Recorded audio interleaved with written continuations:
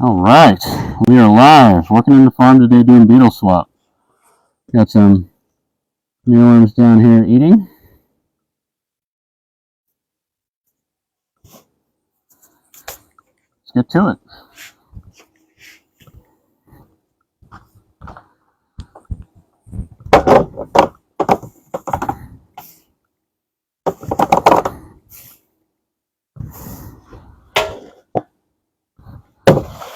Welcome. If you guys have any questions, please let me know.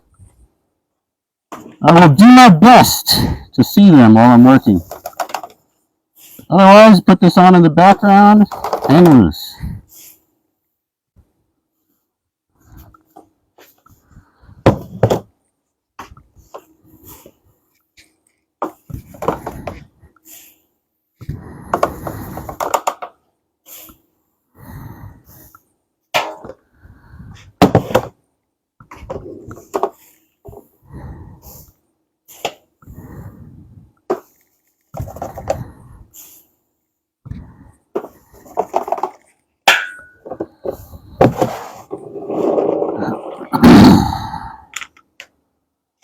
Howdy. Can you guys hear me okay? Got the microphone on, just to make sure somebody can hear me. If you could leave a comment, that would be amazing, letting me know you can hear me. I will do my best to come back and check on comments here while I'm working. But while I'm not, while I'm not chatting, enjoy the mealworms eating some breakfast. I can hear you. Thank you. It's hard to read down there. Tina Millions, welcome. I'm going to do my best to look over and see questions or comments as they come through. I've got a lot of work to get done today, so we're going to crank it out. If you guys have any questions about mealworms, raising mealworms, buying mealworms, keeping mealworms, whatever it is, small business stuff, I'm here to help. Hello, everyone.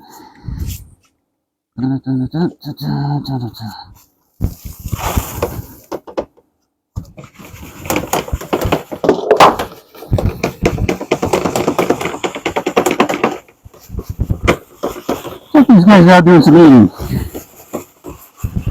Having a little breakfast.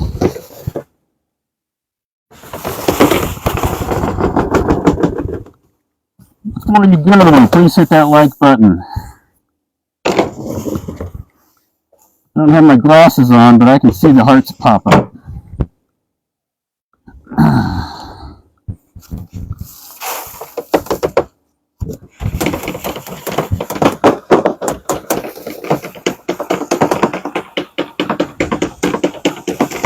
Mealworms are having a little treat down here. Getting some eating. Some breakfast.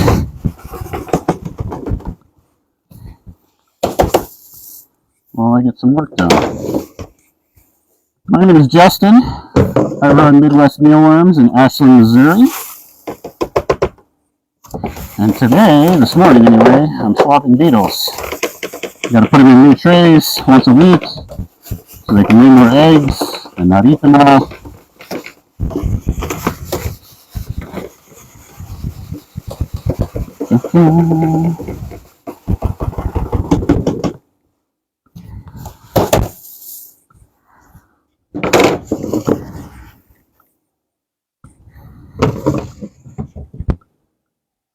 Would you consider doing black soldier fly larvae again? Yes. So for context, what I did previously with the soldier fly larva was more of an experiment just to play and get a feel for whether the trays that I'm using would work for the soldier fly larvae as well, how they responded in the environment here that's a little cooler than what they would need. And really to get an idea of how they ate, how they behaved. Because what I'd like to do is collect food waste and feed that food waste to those soldier fly larvae. So that's what I did. And what I found is that in order to do that efficiently, Don't forget to check out the larvae down here. In order to do that efficiently, to feed them that food waste efficiently, it needs to be ground up. Because what I found is they wouldn't eat the peels, the rinds, the outside parts. At one point I gave them some deer meat, and they didn't eat they shelled it out to where you could see all of the silver skin, all of those tendons, all that stuff that was in there, but they ate all the meat, all the protein. And so that just gunked up the sifting, sorting process with all that stuff in there. And so I would need a food grinder. I also didn't hatch any of my own, so I didn't have any of the adults that flew. I was getting to the point of starting that, and then an opportunity came along with the mealworms that made a lot more sense to expand the colony, increase production, and get a new outlet for the mealworms. And so I let go of the soldier fly larva. And my plan is to pick that back up this summer. So once the expansion is done, here, and I have a couple things in place, then I'm going to start focusing on a different building or shipping containers for soldier fly larvae. I do believe that mealworms would be fine on food waste, so I think I can utilize the same machinery and the food waste for both the mealworms and the soldier fly larvae. But long term, I want to get a baseline started first. So from a production perspective with mealworms, I want to raise them on wheat bran and water, get all the frass analyzed, get the larvae analyzed, and then start tinkering with additional feed additives for them and seeing what happens to the frass and what happens to the larvae. Because then, once I start adding food waste into the mix, I'll have some data to go on to be able to look at that and say, wow, feeding them food waste,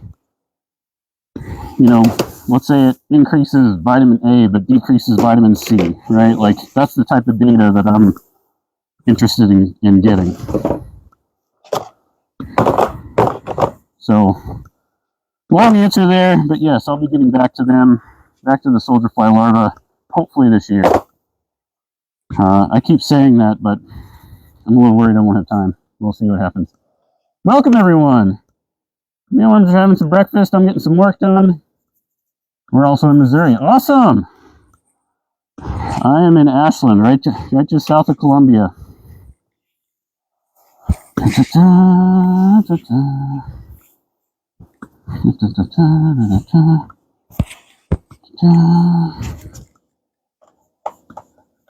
I really don't like the way TikTok does comments and joins. If there's a way to somehow filter for the comments, that would be great, because I'm not going to be able to scroll through everyone adding.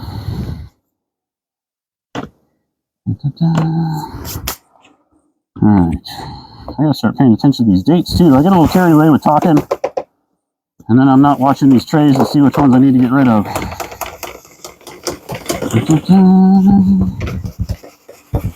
TNA chameleons, if you need any mealworms, let me know. Shipping from me to you should only take 1 day, maybe 2 days, depending on where you're at in your post office. But I ship year round.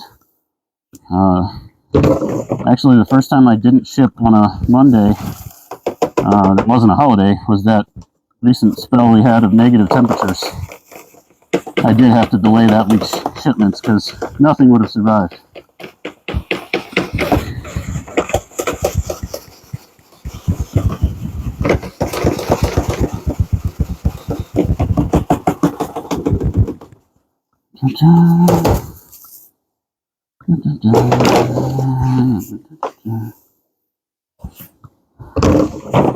Alright, now we gotta fill these guys with bran. More bran, anyway. And if you guys have any questions or comments, maybe what'll work good is every now and then I'll just throw out a quick heads up that I'm going to come over and check. So if you want to type your comment in or question, I have it ready. And then when I head on over, hit the enter key or press it on your phone. Tells you how old I am, right? Keys.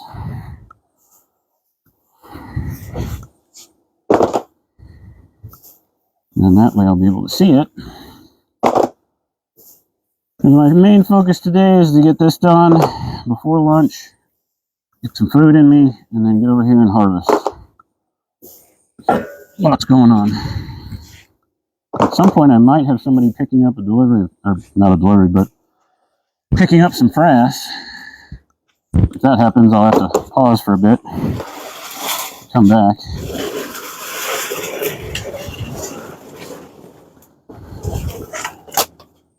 Alright, I'm going to come over and check on comments here. If anybody has any, throw them out.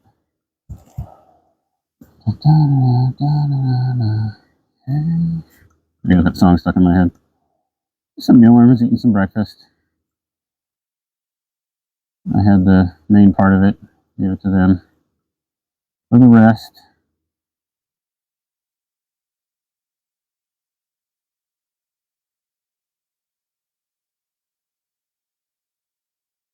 yeah, they like it. That's what will be good about food waste is getting this put to good use instead of just wasting it. If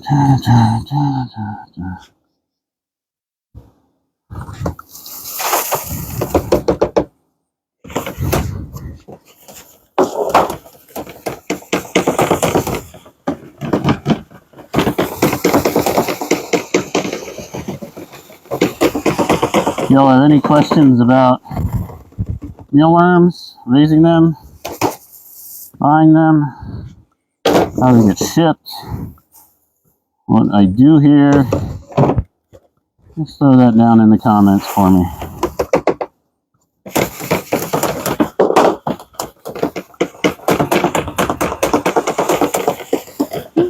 Welcome, welcome, folks.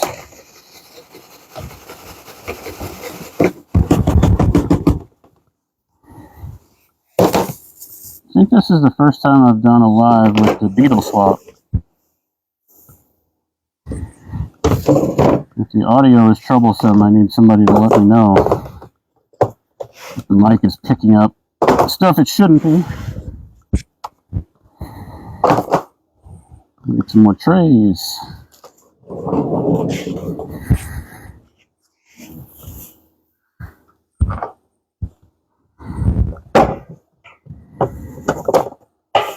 Just adding in some wheat bran here.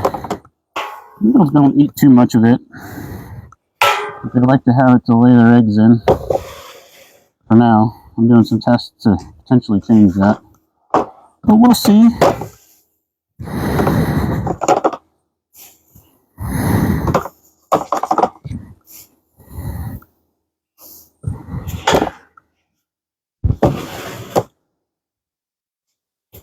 Welcome, folks.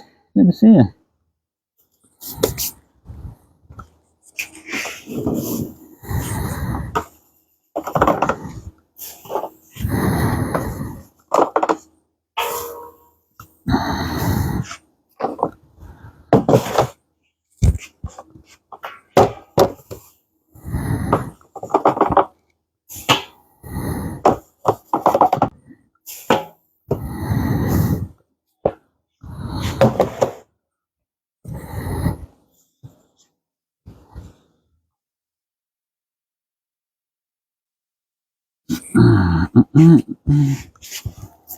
$2.21, $2.18.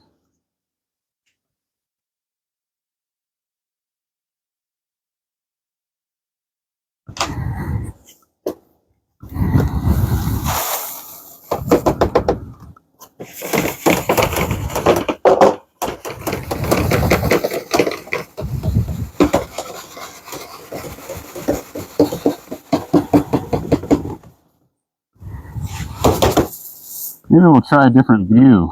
What do you guys think?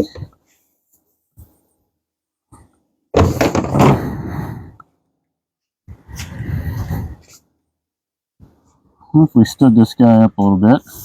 Hey everyone, close up.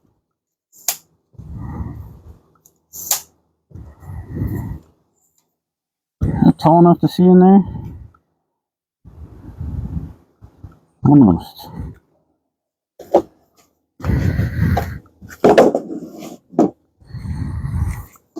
Let's try one tray taller. It's going to be a bit precarious. We'll get it figured out. Just have to make sure not to hit it, right? There we go. Now you guys can see what I'm doing. Excellent.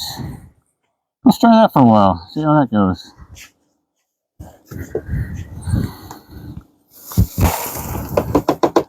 That's what we're after. Look at all that. That's what we want.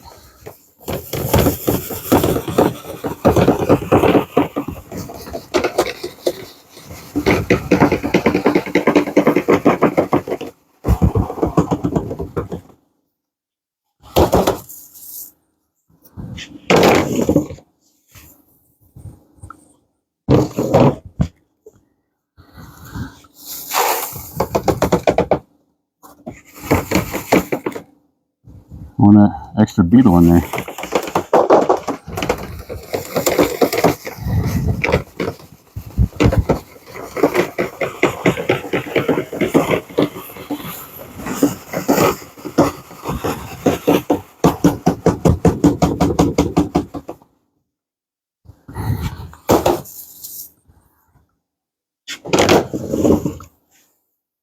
You guys have any questions about beetles, mealworms, etc.? You ever drop a tray? Ooh, let me think about that.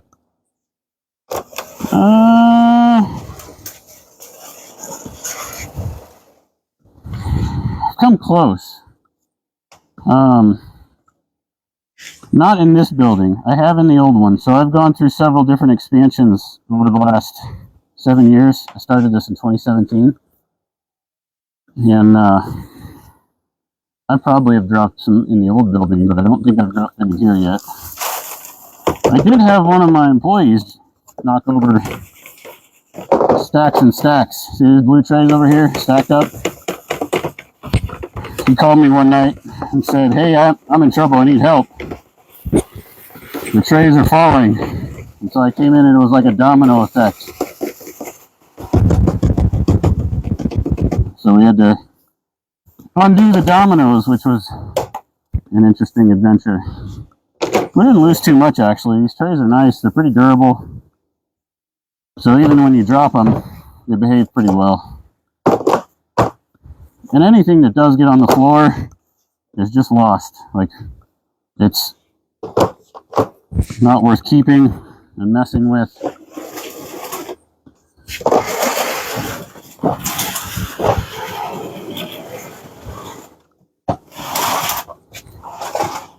Alright, setting those up. Back for more. You were buffering. Pesky internet. I am kind of out in the middle of nowhere. 312, 36. 3136.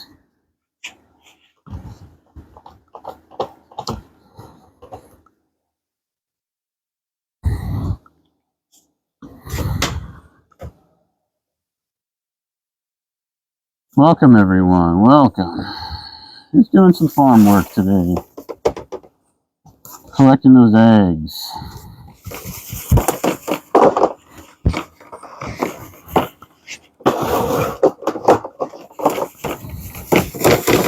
So what I'm doing here is I'm separating the wheat bran from the beetles. The beetles have been laying eggs in here for a week. And now we need to move them to new trays, so that they lay more eggs in those new trays, don't overpopulate these or eat the eggs, which they will do. They are hungry little cannibals. So you can see the constellation of stars there. Look at the little eggs. Beautiful eggs. That will hatch into more mealworms.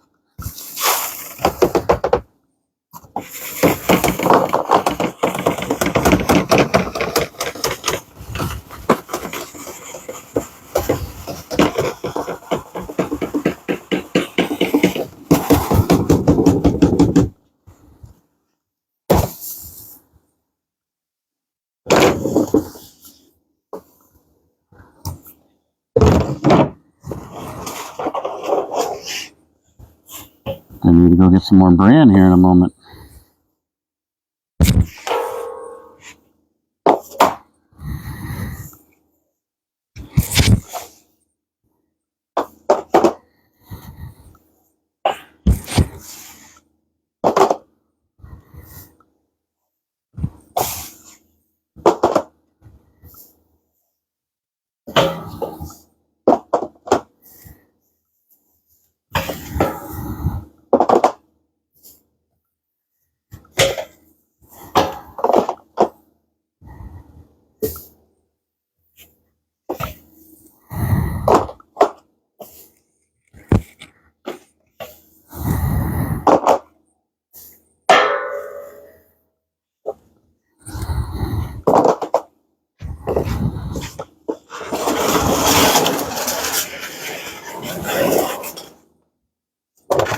Put these babies in line here.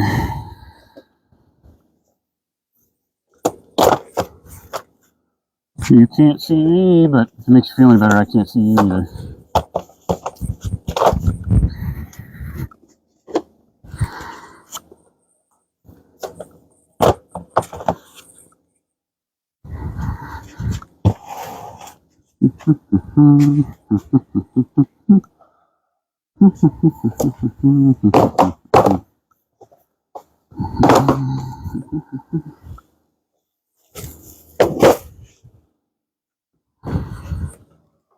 How many trays do you have?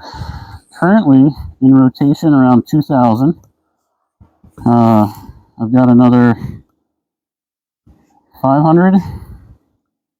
That can't be right. I think I've got about 27 or 2,800 total. I have maybe like 300 or 400 at the old building just for storage right now because the expansion just got done. And so I haven't integrated them in yet. 213, nope.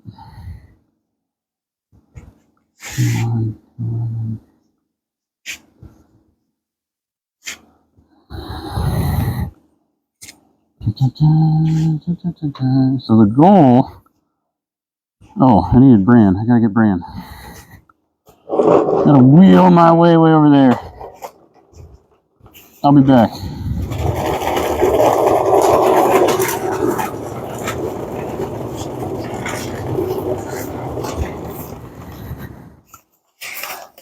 I gotta fill up my bran container here.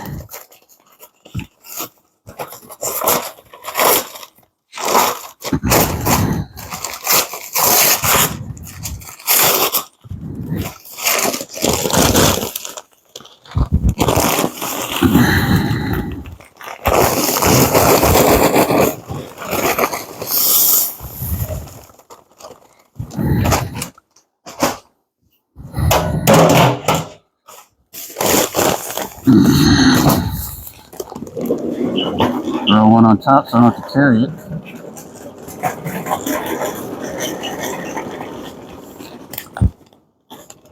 I think those wheels need some grease.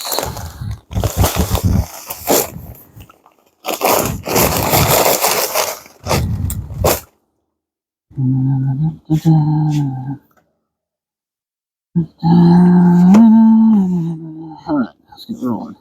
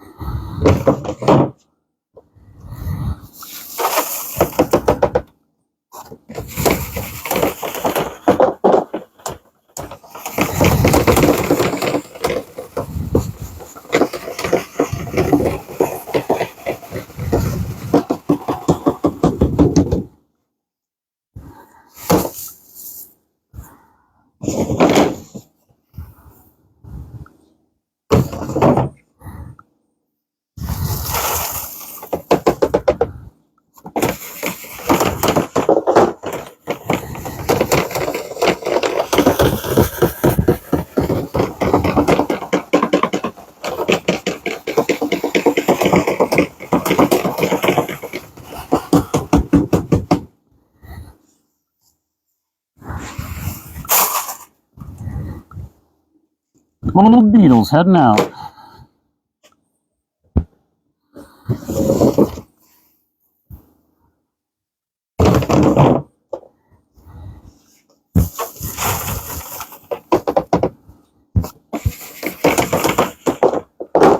anyone has any questions, go ahead and throw them out in the chat.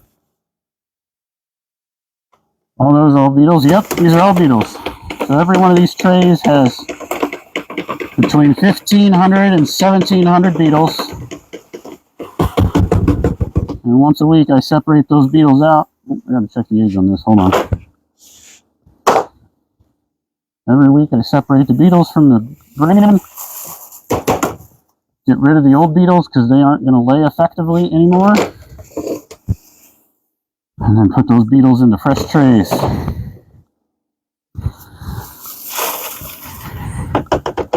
So what you can see on the bottom of this one, that's a good tray. See all those dots, the constellation? Those are all eggs. And those eggs are going to hatch into mealworms. And that's what I sell. Mealworms.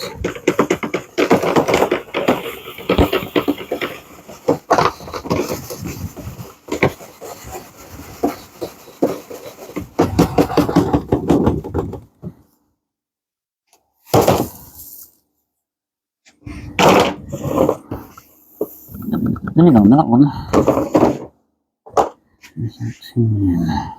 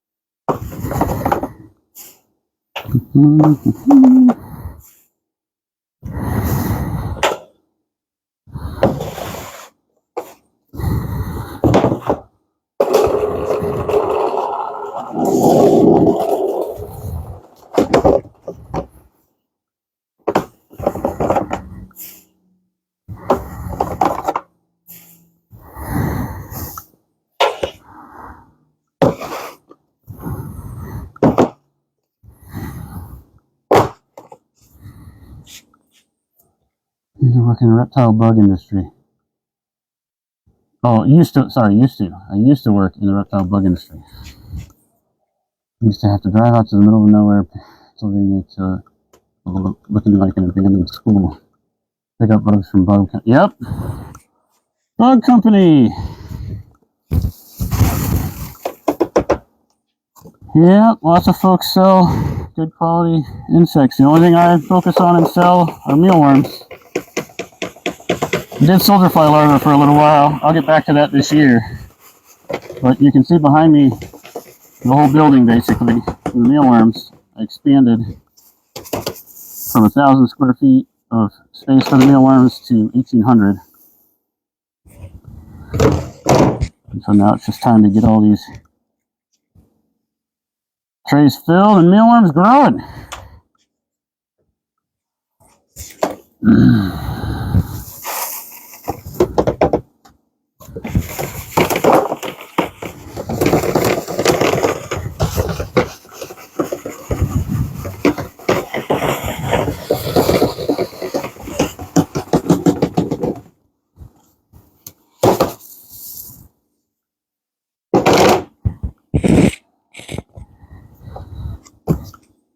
Huh. An unknown.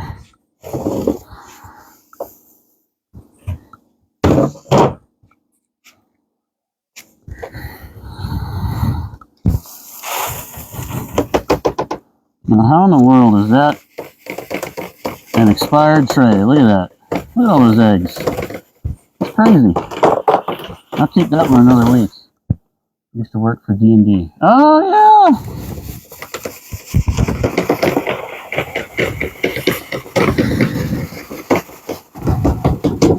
Well, up until a couple weeks ago, I was going to hire somebody, but I don't think that's going to happen.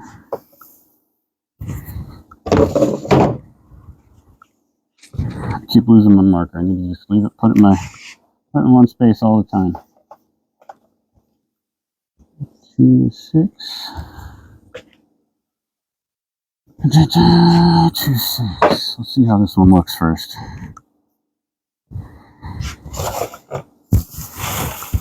Man, there's still a lot of eggs for that age of a tray.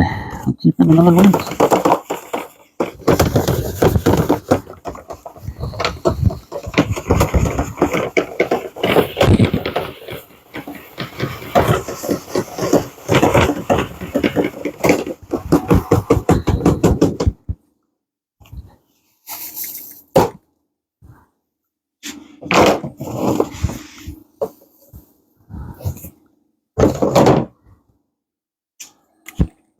Two, 6.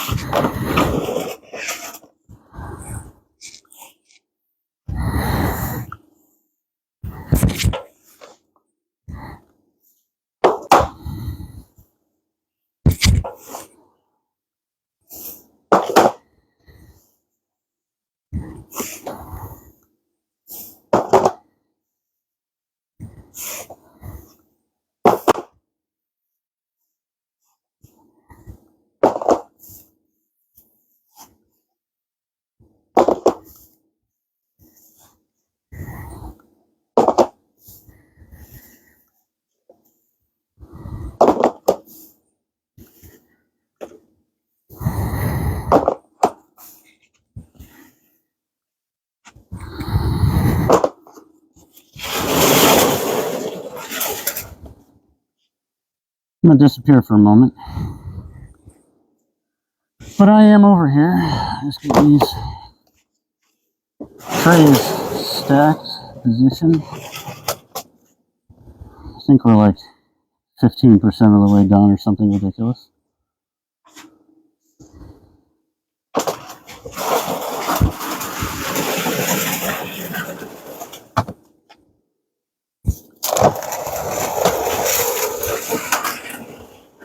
I think everything from here on out is keepers.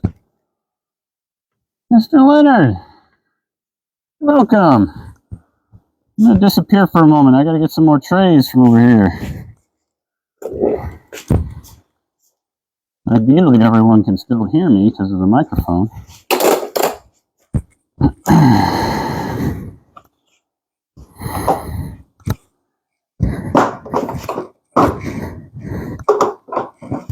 That wasn't very efficient.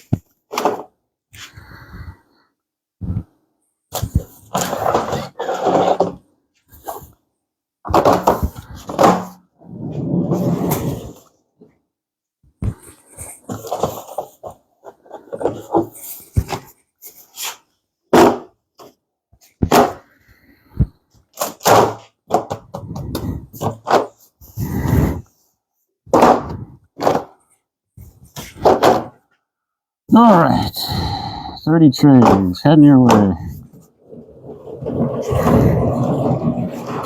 Rolling along, singing my song.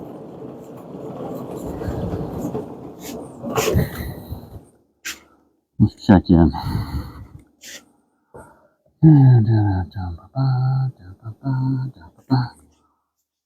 Okay, I think we'll probably got another 10, 15 minutes and I'll switch lives over to YouTube maybe.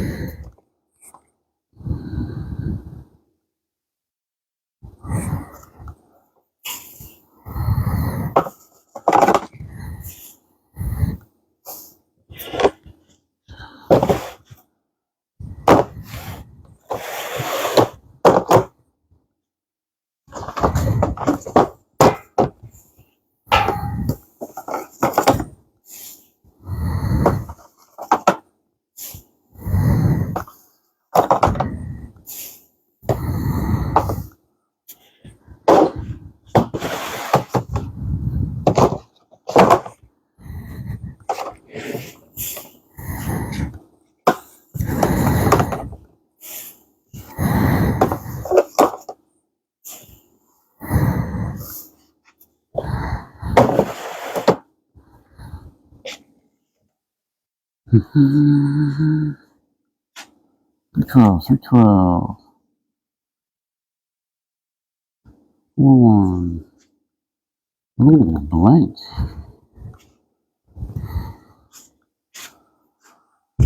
Da, da, da, da, da.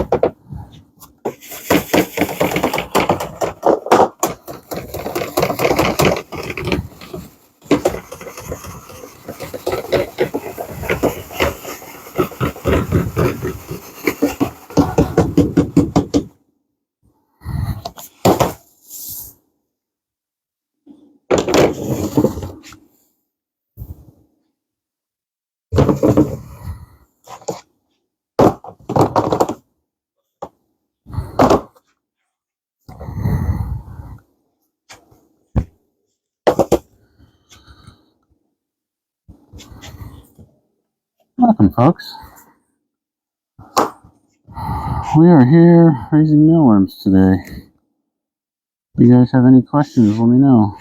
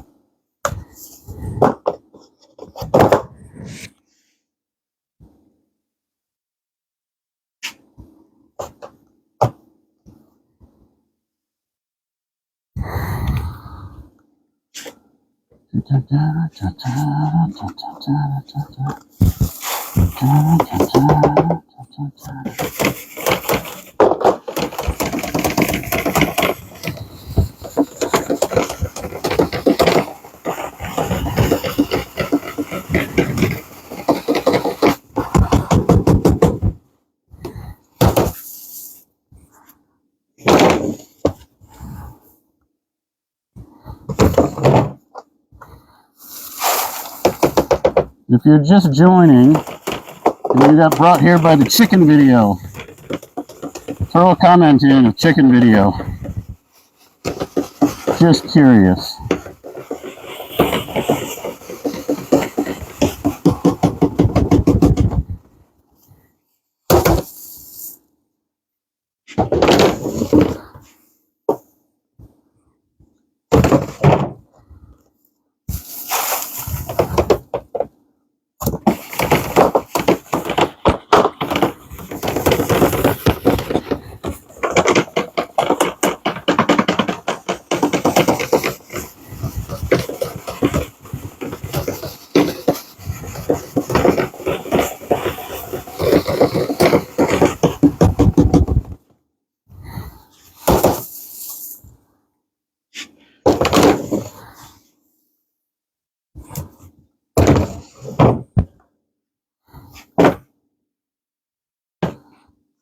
Good morning, Fed Up Mama.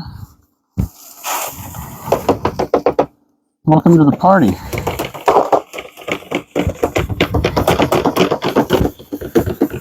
We are working in the farm today, raising more mealworms.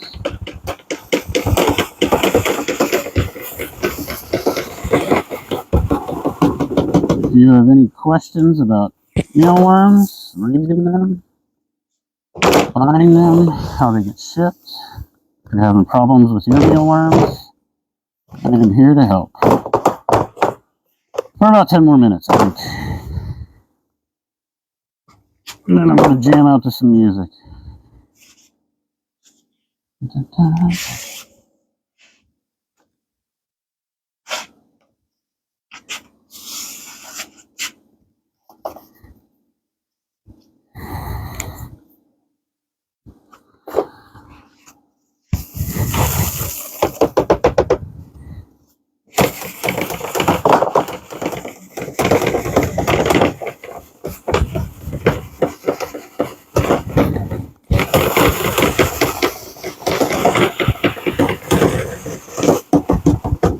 I see that down there. Fed Up Mama. I'll check that in just a moment.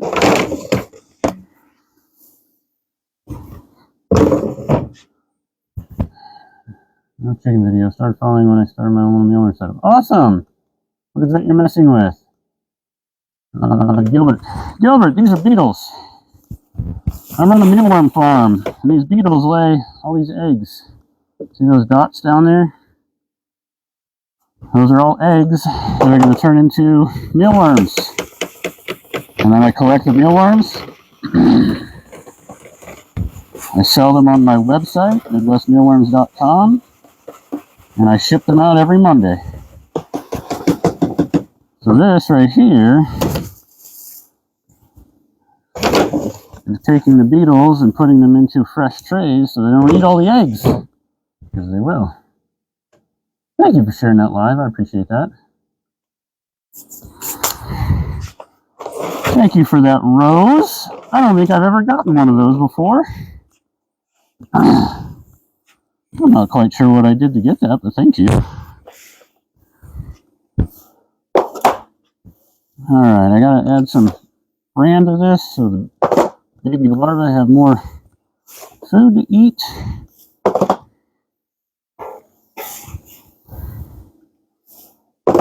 It'd be nice if I had some sort of filler or dispenser. That's all right. There's a couple things getting worked on there.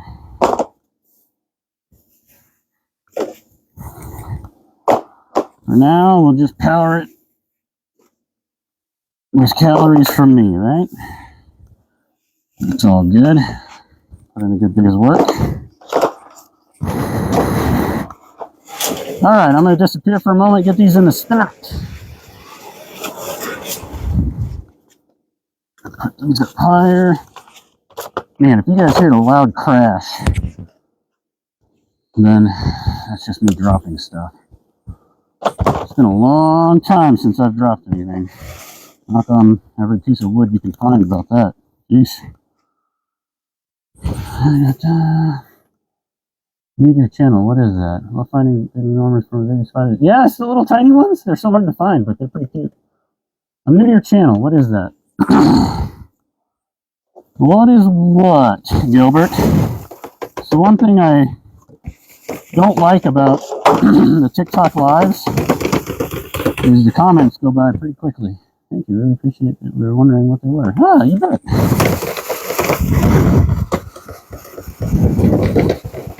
So these are the beetles.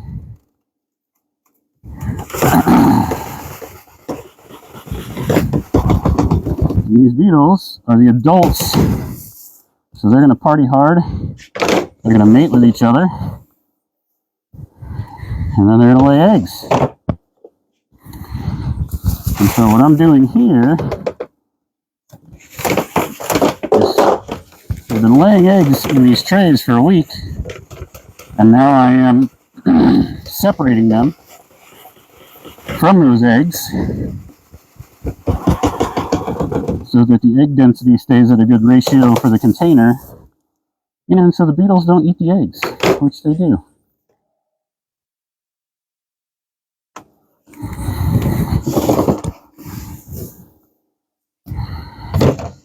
I'd said I was only going to be here for another 10 minutes, but if you guys keep asking questions, then I'll stick around.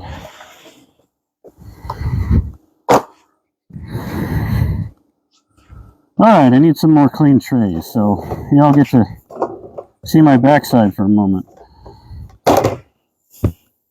Nothing too scandalous. Hopefully TikTok doesn't come for me.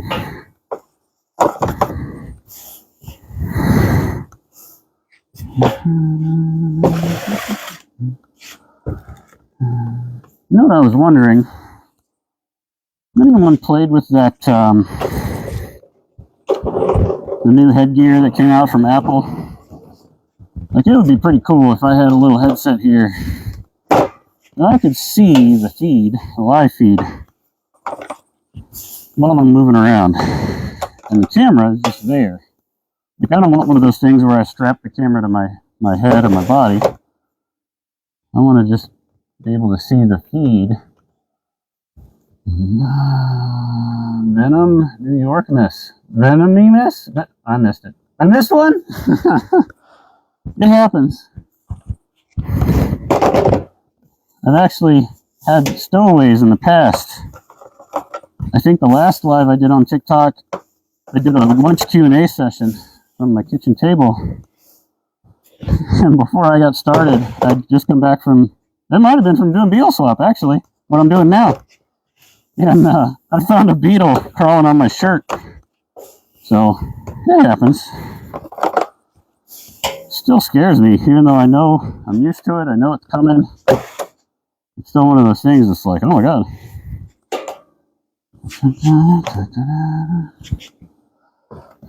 How quickly do they get to full-grown worms?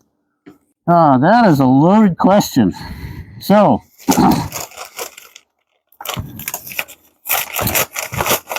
in optimal conditions, and I'm talking optimal for the mealworms, not optimal for like your budget or my budget, but optimal for the mealworms is 80 degrees Fahrenheit, 50% humidity, and then added nutrition via,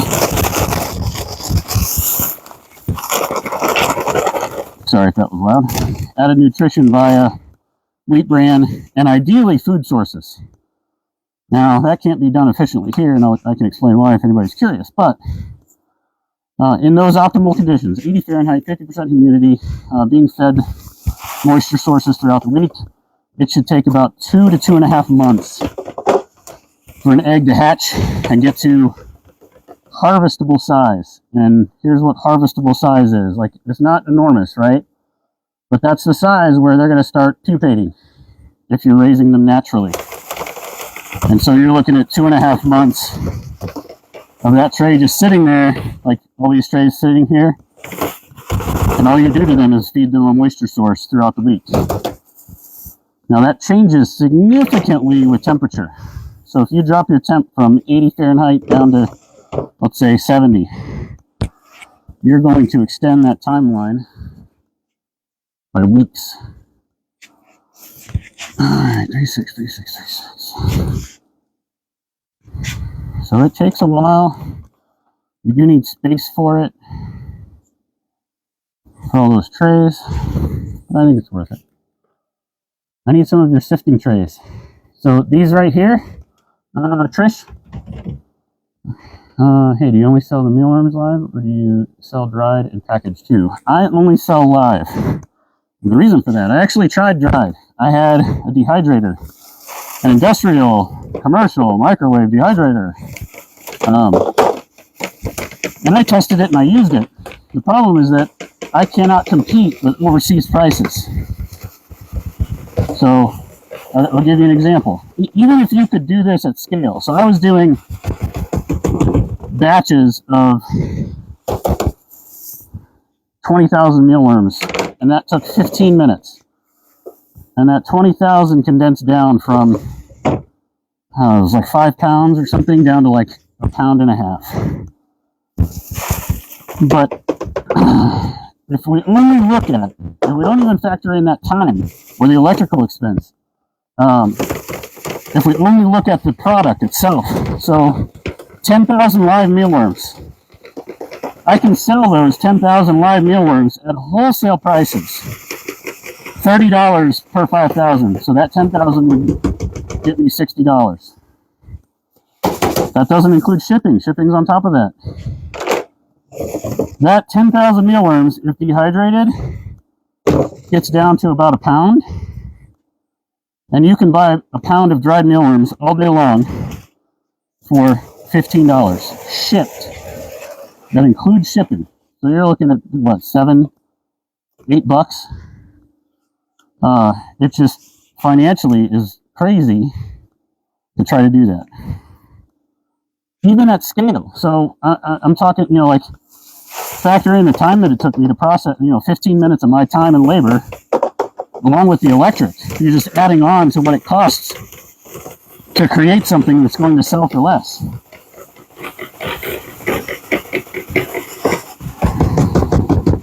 And so everything I sell is live. I tinkered around with it. I tried to get a premium for U.S.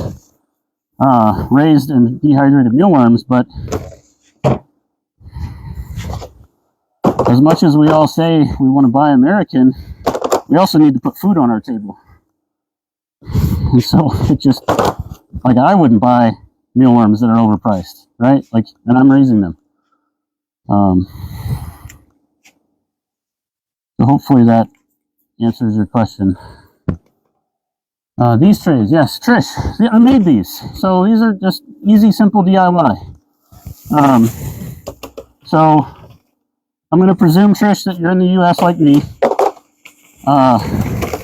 So these black trays are cement mixing trays.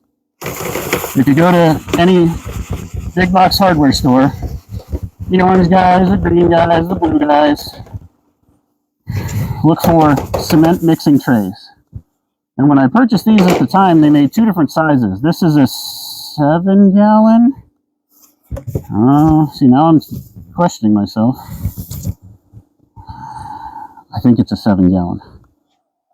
They had a 7 and a 13. So these are the 7s. And then all I did was cut out the bottom. I used, some of them I used the Sawzall. And then I discovered that a fresh razor blade and a utility knife would cut that just fine. Please be careful with the utility knife though. I do remember slipping a couple times. But I cut the bottoms out and then used mesh, again from the big box store. So this mesh here is chicken wire. It's a 1/8 inch, but it's not very precise. And so you can see a lot of variation. Well, maybe you can, maybe you can't. There's a lot of variation in the size here. So this is not, sorry, I just got my first snake a little over 2 weeks ago. Awesome! Snakes, I'm gonna admit, snakes aren't my thing. But a lot of people, mealworms aren't their thing. So I'm happy if you're happy though. So this mesh is just chicken wire. It's not precise, and that's okay for what we're doing here. So your hole sizes are gonna vary, but they don't vary so much that the beetles can get through the bigger holes. And so I took that mesh, and for this particular tray, I secured it with screws. Now that's not entirely smart because as I stick my hand down in here, there's pointy screws in here, right? Rivets, pop rivets would be better. I did that on a couple older models, or not older models, newer models. This is the older model. And then just secured it on the bottom, from the bottom in, right? Just like that. I think a beetle fell out. Do you have any critters that eat mealworms at home? I feed the bluebirds when I can. I used to have chickens. That's how I got started. But now I have quail. So the chickens, I enjoyed my experience with the chickens, but I don't want to do it anymore. And so I just recently started having a little bit of free time as things calmed down here in the farm and got, processes figured out and whatnot. And so I got quail, and I'm really digging that. So I take anything, well, not anything, like the beetles from today. If anything gets cold, I'm not going to take them because the quail, their beaks are smaller than chickens, and so they have a hard time messing with the beetles. Because my quail are on metal wire, and so what they'll do is they'll absolutely macerate the beetles and try to break them apart and eat them, and all they do is just go down through the cracks. But the larvae, the mealworms, I will take waste from here, and waste for me is stuff that, like, it gets all mixed up with beetles and pupa, and it's just not worth the time to separate it out.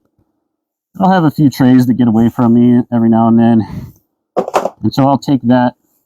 That's not a product that I could sell, and I'll feed that to the quail. And then every now and then, if I have enough, I'll feed the bluebirds. But I don't do it consistently enough for the birds, so they don't stick around. But if I took inventory down there to feed my birds, I wouldn't have it for you guys. So, selfish plug, MidwestMealworms.com for all your mealworm needs.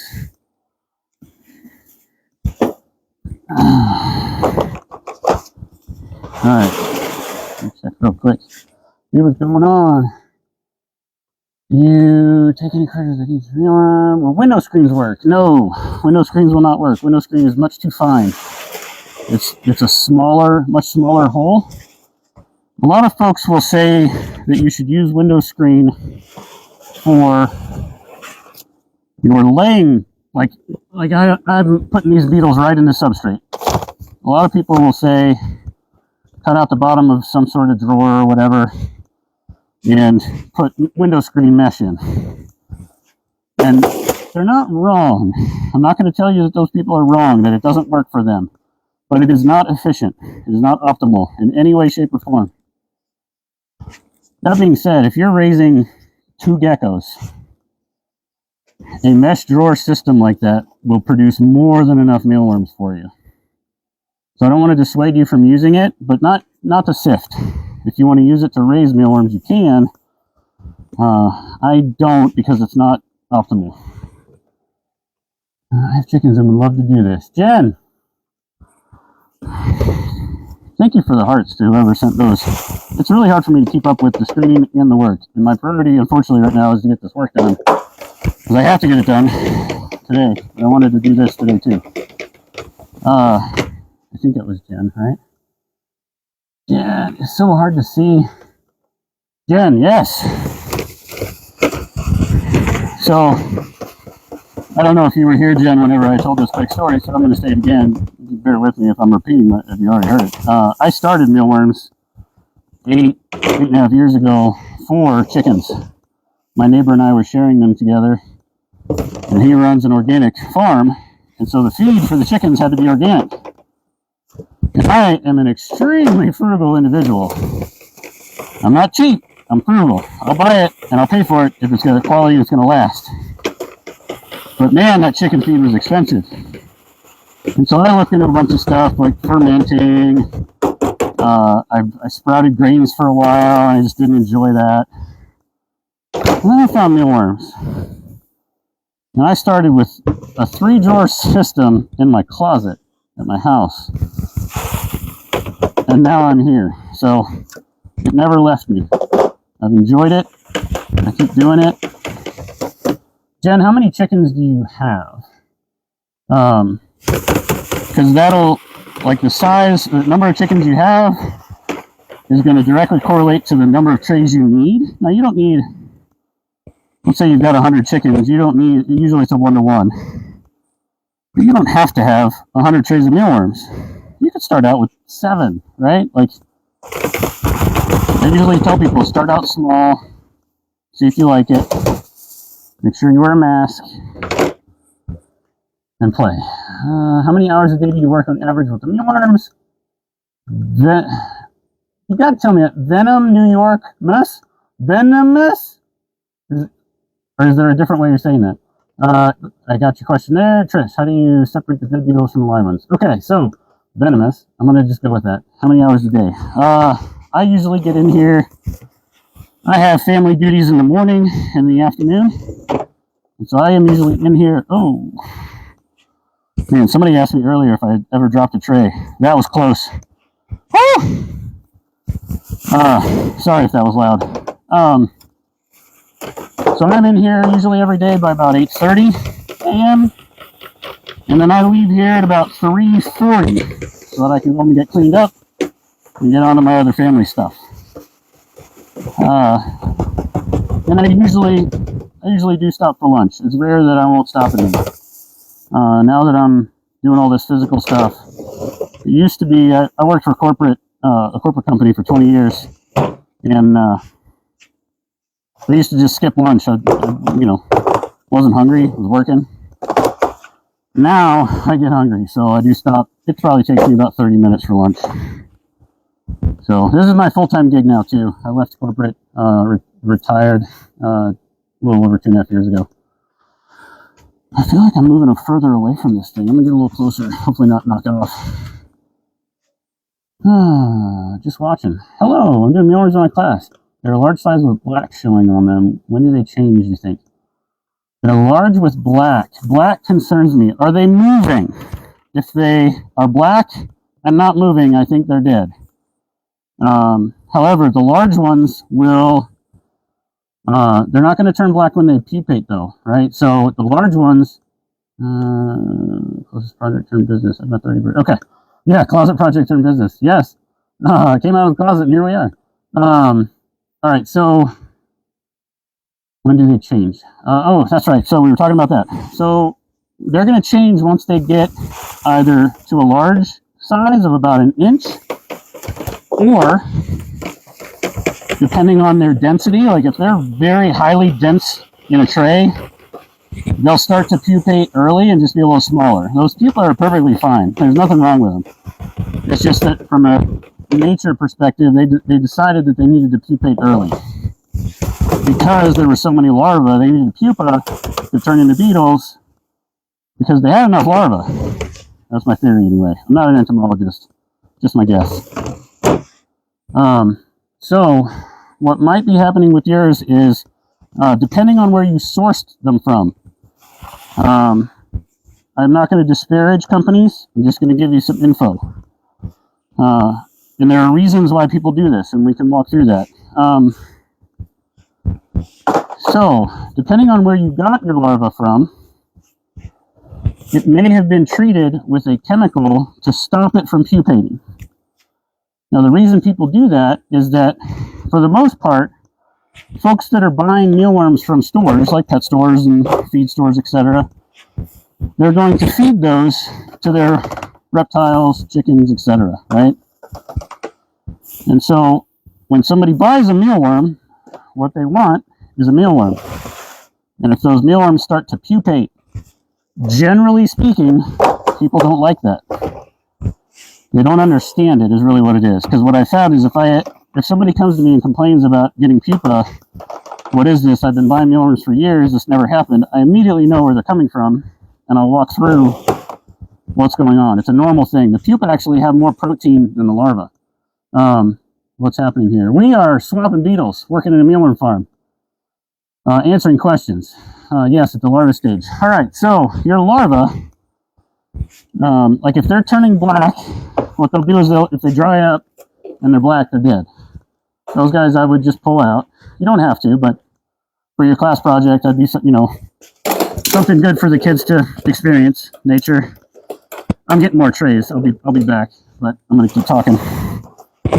Death is a part of the cycle, right? So I would have them just clean those out. You don't have to, though. 2, 3, 4, 5. But what should happen, you should get some pupa. And what will happen is they'll start, or they'll stop moving. They'll stop moving and just sort of sit there. Then they'll start to curl up into a C. And once they start to curl, then they're close to pupating. So I would say, keep doing what you're doing, and be patient because it might take a little while. And feel free to ping me with any questions that you've got as you guys go through this. Mealworms, yes indeed. Raising mealworms. Hey, look at you answering questions for me. Thank you. I appreciate that. I was talking earlier with somebody. I wish I had, I'm curious if one of those new Apple, would allow me to see the chat and the questions while I'm working. It'd be a whole lot more efficient. Ideally, I could find something that just works with this mask, because I need this mask to protect me. That's the other thing. If you're raising mealworms in a classroom, please do not deal with the frass inside. Frass is an allergen. If you have any kids with asthma in the class, be extra careful with them. The frass is the mealworm poop, their manure, their excrement. It's a fine dust particulate. Let's see if I can find some. It's a fine dust. Like that. That is frass. It aerosols easily, gets in the air, plumes out, gets dusty. Feral Hen House, hello! Hey! Good to see you. Thanks for joining. Just doing a live here while I swap beetles and chatting. Okay, so frass, classroom. Please be careful, because frass can trigger or cause allergies. And the reason I know that is because I have allergy-induced asthma. I had it before I started working with mealworms. Had it all my life. And so what happened for me is I started working with these guys. Oh man, this tray is beautiful. I gotta pause the story real quick. Look at all those eggs. Different kind of eggs, Feral Hen House. I started raising these mealworms for those chickens, and I started having coughing fits. It was from the frass. And so, you don't need to panic or freak out. In a classroom setting, you guys are probably opening drawers, feeding them, poking around, right? You're not going butt wild like I'm going crazy in here, right? But when you go to process that tray or work those trays and clear the frass out, that is when you need to pay attention to what you're doing and do it outside. Find an exhaust fan, something like that. You find the beetles like to eat the unalived ones. Yes, they will cannibalize. Just watching. Yes, they're experiencing all the cycle. I want them to see that's normal. Awesome. Good for you. It stinks, right? Like, I'll have stuff in here die. Oh, somebody asked about separating live and dead beetles. Don't let me forget that. I just got enough of my to deliver tomorrow. Yes! Awesome! Let me know how it goes. By no means feel like you need to do a video or anything. I want to make sure you're happy and everything's going well. And if anything's bad, mention that in the video too. That helps me improve. I like the feedback from folks that tell me things that didn't go well, because then I know what I can change. Okay, live beetles from dead beetles. So, I don't. And the reason is, if I tried to, I'd be here all day long, forever. I'd never leave. And so, like this tray here, this tray was started on February 1st.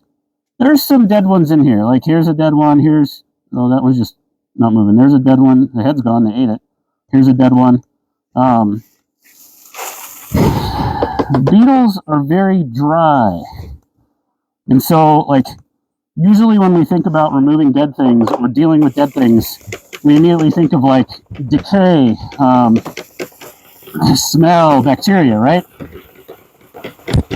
But these beetles are so low in moisture, and they're in a controlled environment here, so there's no, when I'm doing my job right, there's no external bugs in here flying around, laying eggs, that sort of thing. And so when the beetle dies in these trays, the other beetles will cannibalize it. They'll eat the insides because they're taking care of that aspect of things. And then those beetles dry up. Now, I will admit there's a small smell as a result of that. But it's not like when you come across a dead animal on the road, right? Some roadkill, it's been there a little too long because the coyotes haven't gotten it. It's not like that. It's just a little small smell. But because I'm here, it's not an issue, right? Like, I got this mask on. Now, these filters don't block vapor. And so I do still get some smells, but it's not decaying, gross smell. So I don't actually do it myself. But that being said, for you, or those that, let's say, excuse me, you want a project for the kids to clean out the dead beetles, and you want to do it a little bit more efficiently, here we go. Sorry, I'm over here looking for something. This is what I do. Every Monday I ship out live mealworms, and I also ship out live beetles for those of you that are wanting to establish your own colony. So I hatch fresh beetles in order to keep my colony going. And so I'm constantly raising more. So always get fresh beetles, because these beetles are going to lay 90 to 95% of their eggs in the first 2 to 3 months of their life. And so they'll live longer. So if you buy beetles and you're not getting production, you might have gotten old beetles. That's not a thing, like, I wouldn't say it's a normal thing for people to know. So I wouldn't say somebody did it to you intentionally. It's just a little factoid. If you're going to buy beetles, ask them how old they are when they get shipped. But what I do on Mondays is I'll use these egg cartons. And so I'll separate out the beetles that I've got. I'll put them on the egg cartons, and then you can see they're clinging onto that. Flip that over. There you go. Did you hear it? Some of those dead ones fall off. So you need to separate your beetles from your substrate before you do this, because they're just going to grab onto the wheat bran or whatever you're using for substrate instead of this. But this is how I get rid of them. For the orders, I don't actually get rid of them for the farm here. Okay, I got to catch up here. Let me scroll. Off to teach. Good luck. Thank you. Thank you. Oh, let's see. My kids are begging to see the eggs up close. Oh, shoot, you're gone. Maybe next time. Or I'll find the recording and try to post a video. But I will find it in the recording and try to post that snippet. Chickens make a bunch of dander too. That's why I need to build an outdoor brooder. Oh, I didn't realize that. My quail are dusty. Like, maybe that's what's going on, right? Like, they're in an outbuilding, and I ventilate all that, but Heather Brown. Hi there. Have to teach. Go ahead. Have a great day. Thank you for saying goodbye. That's so, like, I don't like I can't interact as well as I would like to. Where do I get the beetle from, or how do I mature the worms to beetles? Great question. That came from, hold on, I can't see it. Another city farm girl. That's awesome. I don't know how city you are, but I grew up in St. Charles, just outside of St. Louis. Definitely not on a farm. Not like super city though. My mind blanked out there. Let me come back and read this. Where do I get the beetles from, and how do I mature the worms to beetles? Okay. So, I am going to be a little selfish and tell you I do sell beetles. And I can show you that in a moment of how I raise them, how I get them. But the my beetles right now are actually out of stock. I may have some in the next couple weeks, but I'm expanding my colony because I've just expanded into this entire room instead of just half of it. And so I'm raising more beetles for myself. But that being said, you don't have to get beetles. So if you're going to start your own colony, what I would suggest is you get on, like the Book of Faces, find a local group, and just ask and see if there's anyone local to you that is raising mealworms. Chances are there is. It's becoming much more popular. And the benefit of that is now you have somebody local to your weather patterns, your area, to be able to, maybe partner up and ask questions and see their setup, that sort of thing. I'm going to go off camera for just a moment here. Stack these. So try to find local. Now, it's not possible to sell on the Book of Faces. They don't allow live animal sales, just like TT here. So it's a little tricky. But if you search for mealworm, you should be able to find something. Outside of that, if you're going to buy, you might be able to, you could probably find it at pet stores. That's usually a location that has them in small quantities. But I was talking about pet stores earlier. If you buy larvae from there, what might happen is they may have sprayed them with what's called a juvenile hormone. It's a naturally occurring hormone in the mealworms, but they apply it in unnatural amounts. And what it does is it basically stops the larva from pupating. And so what happens to a lot of people is they'll buy their larvae from a big box store, and then with the intent of hatching them into beetles, and then they don't hatch. It becomes a problem, and you think you're doing something wrong. Now, this isn't like a malicious thing. They're not trying to not have you raise it so you keep buying stuff. The reason they apply those hormones is because when people buy larvae, they're going to feed those to things, and they want them to stay larval longer. And so they're just trying to keep customers, appeased from a larva perspective. So that's what that's about. I got to scroll again. You guys are chatting up a storm. I love it. I almost left about 20 minutes ago.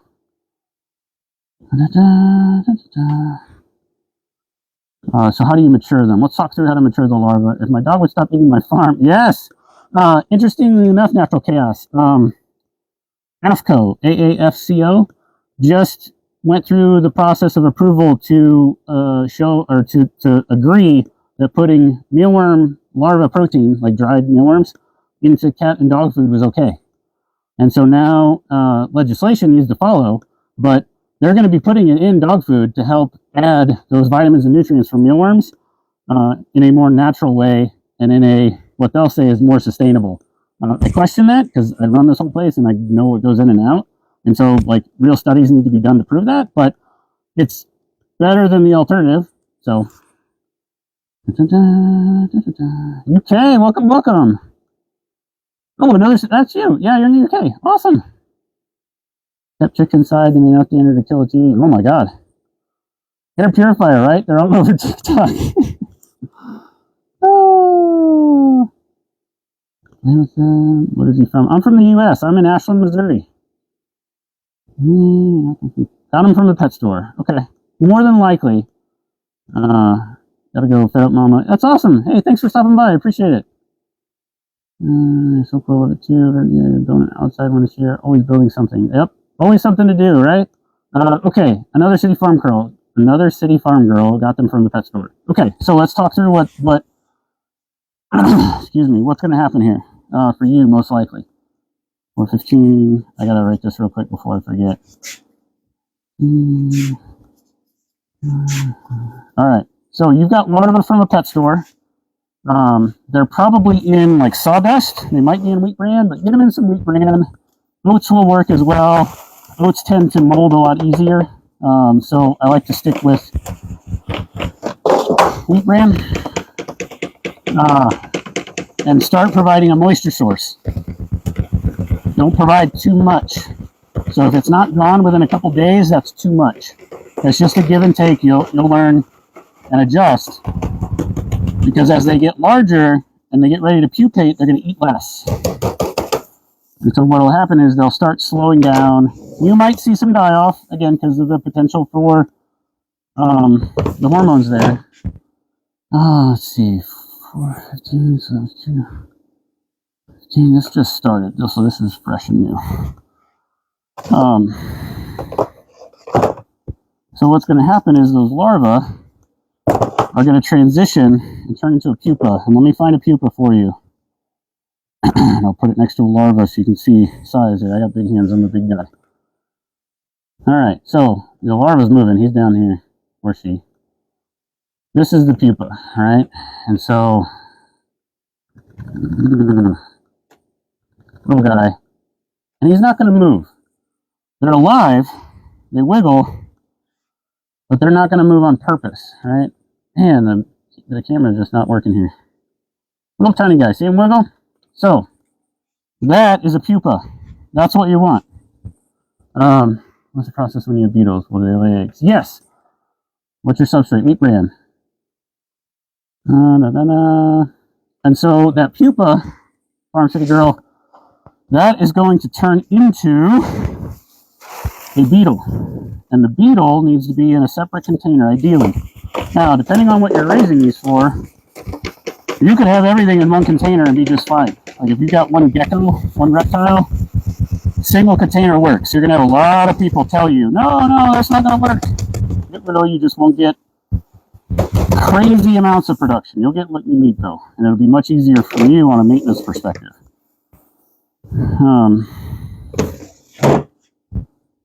And so that beetle, that pupa is going to take about a week to 10 days to hatch into a beetle. Go back onto my page, and I posted a video about how to make what's called a pupa bridge to elevate your pupa up off of your beetles. So your larvae are going to transition into pupa. You want to take those pupa and put them on a pupa bridge in your beetle tray. And I show you how to make one of those in one of my recent videos. It's like 3 minutes long. It's one of the longer ones on TikTok anyway.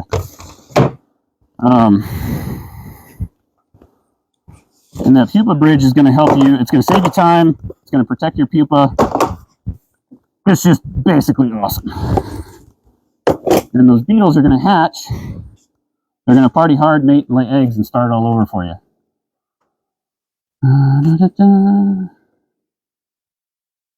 Substrate is wheat bran. What's the process when you have beetles? Will they lay eggs? Yes, I can show you some here in a moment.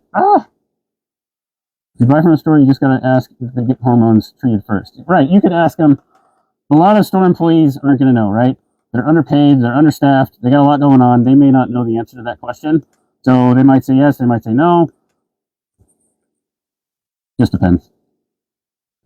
Size of the mealworm is a giveaway. Yes, if it's huge, if it's like a monster, too big. That's not natural. Clear me out. 3,000. It's taken me 2 years to get a good. Do you still buy mealworms to diversify the genetics of your livestock? Oh, that's a loaded question. I love it. I use a string method in a bottle. Thank you for the follow, Blue Frog. Man, there's a lot going on today. Okay. Genetics. Genetics. I say loaded question because I'm an I'm an evidence-based guy. And I just have not seen the science saying that a closed colony over time becomes genetically problematic, right? Like, I don't know if there's anything to that. That being said, I can't prove otherwise, right? Like, I don't have the background or the degree or the science knowledge. Oh, I gotta write some of this. Sorry. I don't have that skill set to be able to test it. And so I don't know. I know a lot of people are very adamant about it, but when I ask them, why are you so adamant about it? Well, that's just because that's what everybody says. It becomes its own truth. What I will say on the flip side, I see something down here. I just fed one of my chicks. Maybe just one. That's all right. So the pupa actually have more protein than the larva. So your chicks are perfectly fine. I like your shaker. Thank you. I made it. I made this whole thing. I've got some videos of me actually using it. I use this to sift and sort all the frass, all the sizes too. Got a little automation there with a jigsaw. Or not a jigsaw, sawzall. So genetics. I think there is something to be said about diversifying your genetics over time. From a nature perspective, right? Now, whether that's factual or helpful or hurtful for mealworms, I don't know. I think in general, it's kind of like equating it to humans, right? If we start marinating our cousins and stay in a circular family tree, we know how that turns out, right? I don't know if that applies to insects. And so the way I temper that, people are very, very adamant about it. Okay, that's fine. Do it. That doesn't bother me. When you bring external insects into your farm, especially from a new source, either a new breeder, a new company, whatever, sequester them for at least 3 to 4 weeks so that you can make sure that they don't have any stowaways, make sure that they're okay, that sort of thing. A lot of companies will use cleaner crew, like dermestid beetles or lesser mealworms, to eat the dead. That they believe it's absolutely necessary to have that. I don't. I think it causes more harm than good. I think you should just raise things appropriately so then you don't have to worry about die-off. But just be mindful that you might get some of that in. Number 1 gifter badge. What? Thank you. All right, did I miss anything? Where in Missouri are you? Ashland. In between Jeff City and... Sorry, my mind's blanking. Jeff City and Columbia. I do local pickup, so you're welcome to come by appointment and grab an order. Or I do shipping every Monday. Natural chaos. Superworms are hard to breed. Yes, they're very prone to die-off disease. They're not meant to be raised in large colonies, large condensed colonies. It's like putting 20 people in an elevator and one of those people is sick. We're all going to get sick, right? Superworms are very much the same way. They're opposite to mealworms. Mealworms are meant to be in dense populations like that. They do really well in a farm scenario. Superworms don't. What do you do with the bran you're tossing? I'm not tossing it. So here's what I'm doing. These beetles have been laying in this bran and part of this egg carton somehow. I don't know what I did there. They've been laying in this bran for the last week. They've been mating, laying eggs, and now I want to take these beetles out and put them in a different tray. Oh my gosh, look at all those eggs. One beetle hanging on right up here. Oh no, he fell. So now all these eggs laid on the bottom. Look at that. Those are all mealworm eggs. Okay, so I'm going to set this to the side. This guy here is going right here. You can't see him, but promise me he's there. Or I promise you he's there. I'm going to separate all that bran from these beetles and put these beetles in fresh substrate. Ah! I ran out of fresh trays. Sorry, I got to talking. So here's that bran. Now this is still full of eggs. They'll lay eggs on the bottom and in the bran. Now I'm going to take that, and here's that tray that I just had. I'm going to put it back in. Right? And now this tray is going to get one more scoop of bran here in a moment, and it's going to go into the room, and those eggs are going to hatch and start eating that bran. Really good question. Da, da, da, da. Jen, thank you for stopping by. Come back again sometime. Concrete bin and yeah, how'd you know that? It's not pet screen or window screen. This is a bigger opening, bigger aperture, bigger hole, whatever term you want to use there, than window screen. Window screen is too fine for wheat bran to fall through. Sorry, I need some trays. Window screen is too fine for the wheat bran to fall through like that.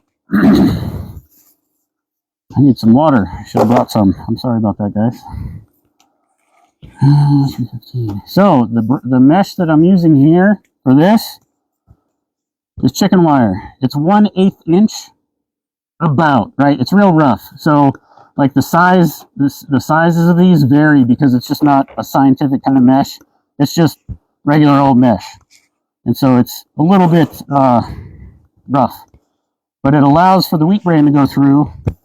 It does not allow the beetles to go through. And so that's how I separate the beetles in this process right now. I'm going to be changing it soon. More on that once I get around to it. Now that the expansion is done, I've actually got time to do things like these live sessions and get some better tools in place. About 2.5 hours away. Awesome, James! You're welcome to come by for a tour sometime by appointment. Like I do deliveries. I'm a one-person show here, so I'm running around all over the place. But happy to have you if you want to come by. Fighting fruit flies in Virginia. I got put apples. Yes, apples in with the worms. That's one of the things that worries me about using food waste is bringing in all the bugs, right? I don't want other bugs in with the bugs that I want. Fruit flies are a pain. Vacuum. I found that using the vacuum, and then what's that trick? Like the apple cider vinegar and water in a plastic container upside down or cut in half upside down. Those worked really well for flies and fruit flies. But that's the downside with using food waste is the potential for insects, which is crazy because humans were eating that food, right? But there's insects in there. Superworms are a pain in the A. Yes, you got to isolate them to get them to pupate. That's actually not a big deal. It sounds like it's a big pain in the neck, right? Because what most people do is they'll use those individual cups and put one in a cup and then a lid on it. One in a cup and a lid on it, right? And then when they're done, you got to decup them. So you got to take the lid off, empty them out, take the lid off, empty them out, right? Too much work. So when I was doing supers, I took PVC pipe. I cut it in 3-inch heights or lengths, and then put that PVC pipe into trays, vertical. Used a funnel and dropped the one worm into each one. I glued those PVC pieces together in chunks so that when they were done pupating, I could just pick up an entire, like 20 or 30 of those pieces of pipe and have them all exposed at once. It was awesome. But I don't raise superworms anymore. Once I got them all the beetles, I was never able to get the actual breed. I don't know why. Yes, that's part of the issue. There's a beetle trying to make the escape. Did it get on me? It's okay if you did. I'll find him later. Okay, I gotta work while I talk. I gotta get this done before lunch. Yikes. About 50 superworms, only 3 sticks. Keep managed to breed hundreds of new superworms, though. Well, that's the thing with superworms. They're real particular. So, getting them to pupate, like, they've got to be ready. And maybe they're not ready, and so you have to let them go a little bit longer, that sort of thing. And then they will pupate. And then I always struggled with the larvae, like getting them to actually survive. They would lay eggs. I could see the eggs. Like, it was really cool because superworms, you can see their eggs a lot better than mealworms, just because the eggs are bigger. I got some runaway larvae that got in here somehow, so I'm just trying to grab. It's not going to hurt anything, but so I had some larvae, superworm larvae, and then they just all died. I don't know if I wasn't hydrating enough. Like, they just seem real temperamental. And so, hats off to the people that successfully raised them, because I have not figured it out yet. But I only do mealworms right now. The next bug I'm going to do, I'm going to start soldier fly larvae up again. I did those last year for a spell. Really enjoyed it. It's a really awesome insect. I'm going to start that up with another project this summer. See how that goes. Oh man, you guys are cranking it out. Hold on, I got to catch up. I need that headset. Anybody has any ideas? Chicken wire or hardware cloth? This is chicken wire. It just came from one of the big box stores. Hardware cloth is more, what am I trying to say? It's tougher. This is, I mean, it's pretty flexible stuff. This is regular chicken wire. How do you provide moisture? Multiple different ways. Probably all do super sausage party. Maybe. The apples on the way say we're on sale. They don't usually cause issues. Oh, well, good. I believe you use some sort of spray. Mr. Bins, yes, you've been watching there, Feral Hen House. Alright, so how do I provide moisture? Linda Loohoo. I like it. Linda. Excuse me, I'm trying to move and work all at the same time here. So, Linda, moisture. A couple different methods. So, for beetles and pupa, or trays that are going to turn into pupa, I feed those water gel crystals. Unfortunately, they are a man-made product. I've used them for years. I just switched maybe about 6 months ago. I used to use those water gel crystals for everything, including the larvae. And I just switched about 6 months ago to spraying my larvae with water. So I will literally, I've got a hose sprayer, I've got a 45 PSI pump hooked up to a tank, turn that puppy on and just spray these trays. Get them hydrated. My goal with the beetles and the pupa is to switch, not the pupa, the trays that are pupating. Pupa don't actually eat or consume anything. My goal is to get off the water gel crystals, ideally with food waste. But I need a solid process. Like, I'm a one-person show here, so the water gel crystals, I'm comfortable using those because of the way larvae digest everything in their system. There's no chemical residue or leftover of anything after 72 hours. So it doesn't matter what you feed them, they are able to metabolize it or expel it. Stanford actually had a study they released about the mealworms that eat styrofoam, polystyrene. And after 24 hours of eating nothing but polystyrene and water, they still had trace elements of it in their system. 48 hours, there was less. 72 hours, gone. And so while I don't like the fact that I'm using water gel crystals, as I could be using food waste, it is a stepping stone to keep my business going from a labor and cost perspective. So that's kind of what the deal is there. But yeah, for those bins that I'm spraying, I will quite literally take a garden hose and just spray into the bin. I actually made a video, I don't know if I posted it here to TikTok. I know I posted it on YouTube, but I walked through how much I spray into the larger larva trays versus the smaller trays where I missed. I think I posted that here on TikTok. but I'm not 100% sure. I make a lot of videos and post a lot of stuff, so sometimes I get lost or don't remember to post it. Why do the mealworms bite each other? Because they're hungry? Maybe they're being mean to each other? Why are you wearing a mask? To protect myself. Mealworms produce what is called frass. Well, insects produce frass. It's their poop, their manure. Mealworm frass is very dry. It gets into the air really easily as a dust. And with enough frequency, exposure, and time, you will become allergic to it. Lucky for me, I already had allergies before I even started with the mealworms. Some people will start raising them and then get allergies as a result because they don't take protective measures. So this protects my lungs from triggering my asthma, where if I didn't have it, I would develop asthma issues or lung issues. And then it protects my eyes, so the dust doesn't get there, irritate them, cause issues there, like styes. Like, you could have some serious problems. So always wear something protective if you're going to work with mealworms. Can't wait to watch the Black Soldier Flood videos. Yep, there's some old stuff from last year.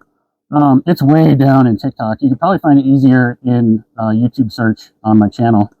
But I'll be getting back to it. Borderline stock. Oh man, I'm sweating.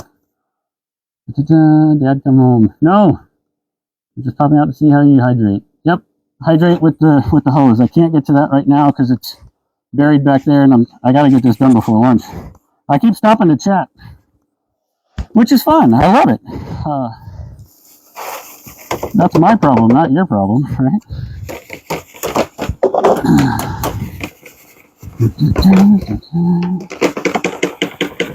We still have 3 stacks left to do. Gotta get moving. It's at least another hour. That's one of the crazy things is now that I've done this for so long, last few years, I know exactly how long this is going to take me. 18. And then I decided to complicate my life by doing the live as well, but I just have too much fun sometimes.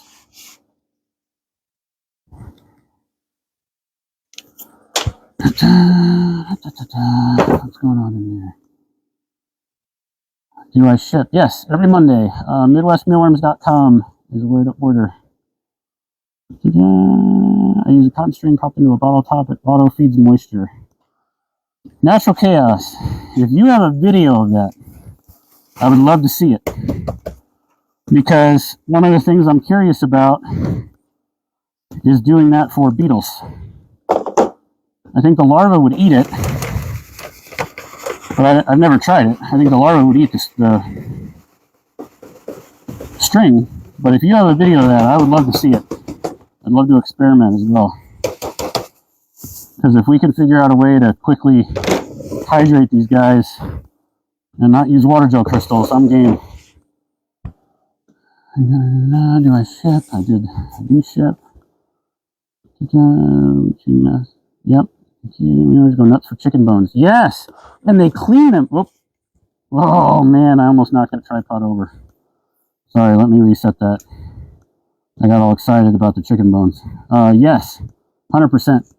And they will clean those bones dry.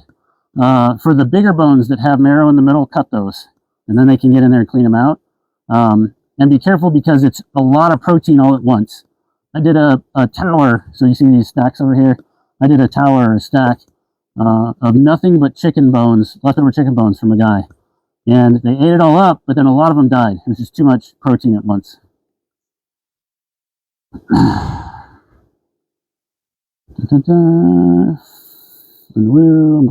glad you're here. What is the trick to keeping them alive? Mealworms to chickens and my lizard. Yes! What's the trick to keeping them alive? Proper hydration. 3 to 4 times a week. Hold on a second. I gotta focus and figure out where my next beetle stack is coming from. Okay, I gotta move this. Oh, too much going on. I've never been diagnosed with ADHD, but I really feel like it's somewhere up there in my brain. Alright, how to keep them alive. Proper hydration and something to eat, like wheat bran. If they run out, they will die. Now, it takes them a while, like, I'm being dramatic.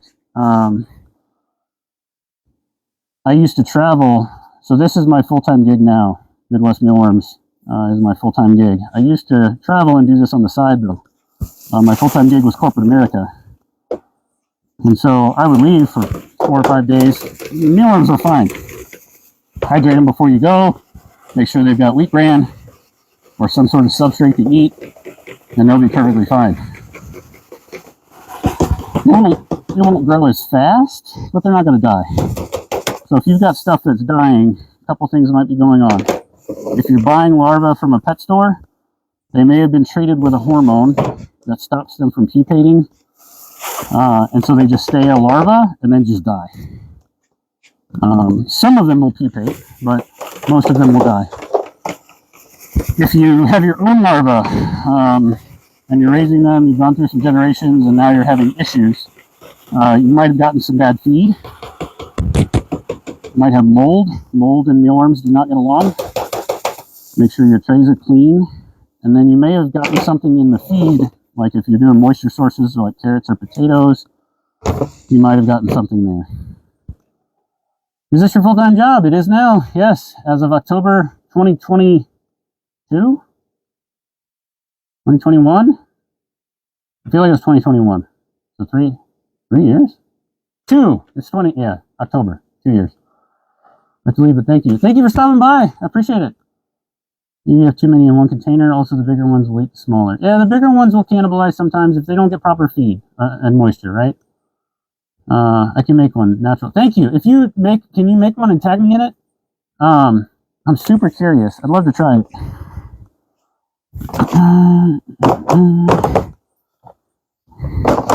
I'm so bad about follow-up notes.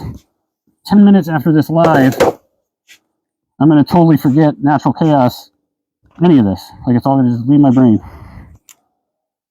And so what I want to do is go and follow you, but I can't because I'm doing the live, and I can't take notes because on my phone because I'm on the live. It's a vicious cycle. Okay, we got 3 more stacks. I got to get done, and then I can go eat. That's my motivation. And I'm going to stop when I eat. I've done Q&A lives during lunchtime before, and there's just a lot of chewing. And then I stop and talk for a long time. I don't like here. I'll stop and talk and not get this done. But that's okay. I love it.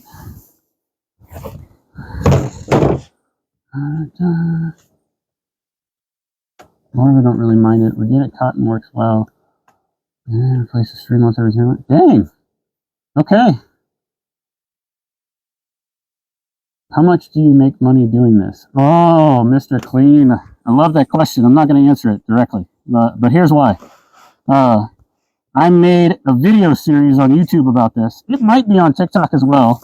I don't know if I did put it out there before TikTok really did the longer videos. I would go to YouTube and watch it. It's just easier there. There's a playlist there called, under Midwest Mealworms, called Mealworm Farmer Salary. I get asked that question quite a bit. And my answer to it is that my salary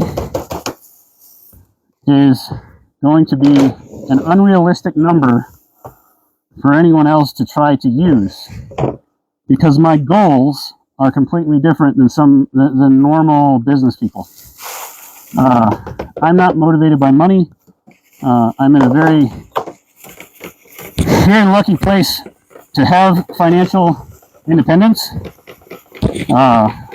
via working and saving and honestly luck. Like, I haven't had a health issue that's just drained, right? Like, I haven't had a $1 million cancer treatment that I needed, right? Family is okay. So I have a lot of luxury, a lot of privilege, and I'm not going to deny that. And so what I'm doing here in the farm is much different than your standard business, because my goal is not to stand up this farm and make money on it. my goal is to figure out how to do all this, share it for free, just like I'm doing right now, and help other people stand up their own farms. Because there's the only reason, well, there's a couple reasons, but the main reason why people aren't raising their own insects is because they don't know how, and they think that it's a waste of their time. And so what I'm trying to prove is that it's not a waste of time. You can produce a boatload of good protein and frass.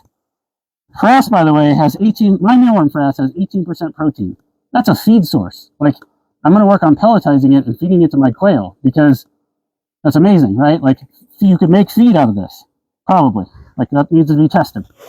But the reason that my salary is so odd and different is because I got a good one brand. Is because in order to do all this stuff, I have to pay out of my business. Instead of paying myself, I'm paying for new tools and things to test, right? Like, I'm not going to buy a $10,000 mealworm sifter from China, because that's not realistic for what anyone here in the US really needs, to be honest. And so I'm building my own. And that takes time and money. And so I think last year alone, I probably spent $20,000 to $30,000 on different pieces of tech. You know, very simple things like motors and pulleys and random things, honestly, to build out all the processes here. And because I'm doing that, I didn't pay myself that money. The other thing is, from a business perspective, when I have employees, I pay my employees better than I pay myself. I do not believe in value extraction from people via labor. I think that's wrong. And so my employees make more money than I do on an hourly basis when I have them. I can't do it any other way. But again, I'm coming from a place that's a lot different than other people. So,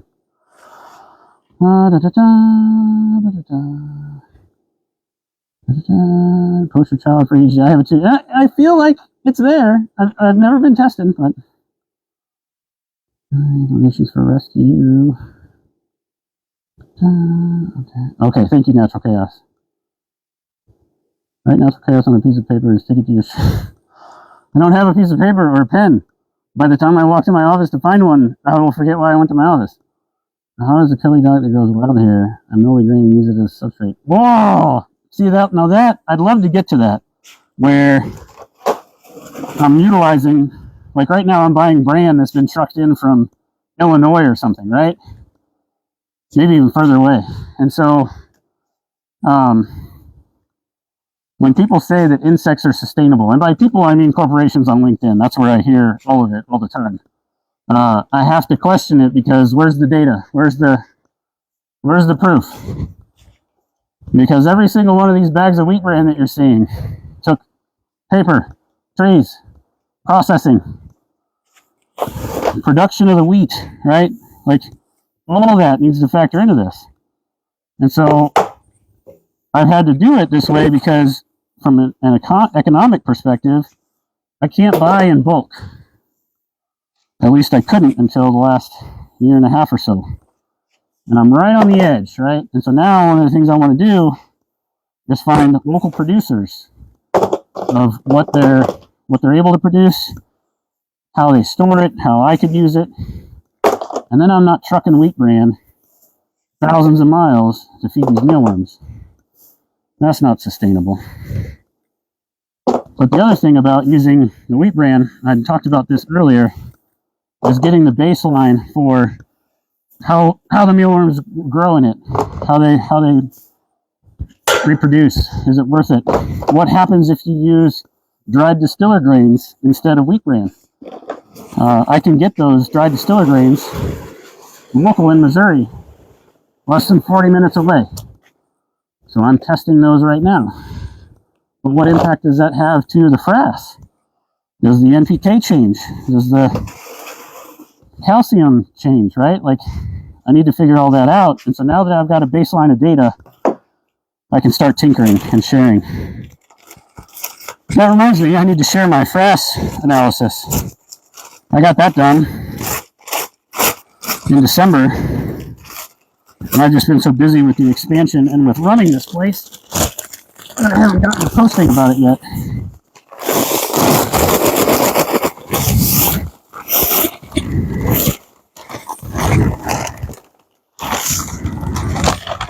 Alright, give me a moment here to catch my breath, and then I'm going to check comments and questions again.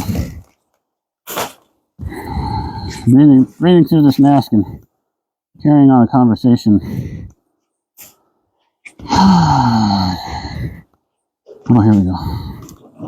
Okay, let me check. How are we doing over here? Whew. Down around, make a bit. Awesome. Thank you, Natural Chaos. I appreciate you stopping by. I still buy wheat bran, but not as much. Yeah, and that's what I'm curious about, Venomous. There was a, how does it affect the nutrient value of the larva, right? And here's why I know that it does affect it, but how does, what's a specific feed going to do? There was a study I just ran across about spent coffee grounds and mealworms. And what they found is that they did a trial where they fed mealworms 0 spent coffee grounds, right? That was the control. Then they did 10, 25, 50, and 100%. And the best performing one was the 10 to 25. I can't remember exactly what the difference was. But what they found is that the vitamin levels, the nutrient value of the mealworm was vastly improved for those that were fed spent coffee grounds. Like, how cool is that? Now, one of the things that I'm curious about is mealworms will, like I mentioned earlier, that styrofoam Stanford study, after 72 hours, whatever they eat is gone, right? And so you're probably familiar with that, like the gut loading, right? So what happens to those spent coffee ground larvae? Does their vitamin value change after a time frame, right? Because if it does, then from my perspective, like I ship out on Mondays, by the time you get it, Wednesday, Thursday, maybe Friday if there's an issue with the post office, right? They may lose that nutrient value. So I can't claim that it's going to be that, right? So I need to test some more. Somebody's got to test that. But that's a great way to use spent coffee grounds. You know how much coffee grounds we produce just in a small town? Like, holy cow. It's crazy. All right, I want to make sure I'm seeing people join. Seeing people join. All right, I got to focus again. All right, we are doing beetle swap today. I'm not going to tell you not to ask questions, but I might ignore you for just a moment to make some progress here. It's not because I don't appreciate you. It's because my stomach is starting to growl, and I can't eat the mealworms because then I wouldn't be able, I'd have less to sell, right? And something tells me that would get me yelled at by the TT gods.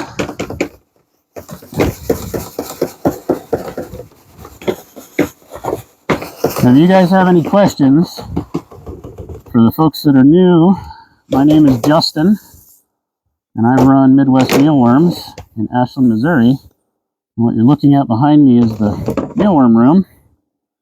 And today we're doing beetle swap. Once a week, I take the beetles out. They've been laying these eggs. See all the dust there? Those are actually mealworm eggs. So they're laying eggs.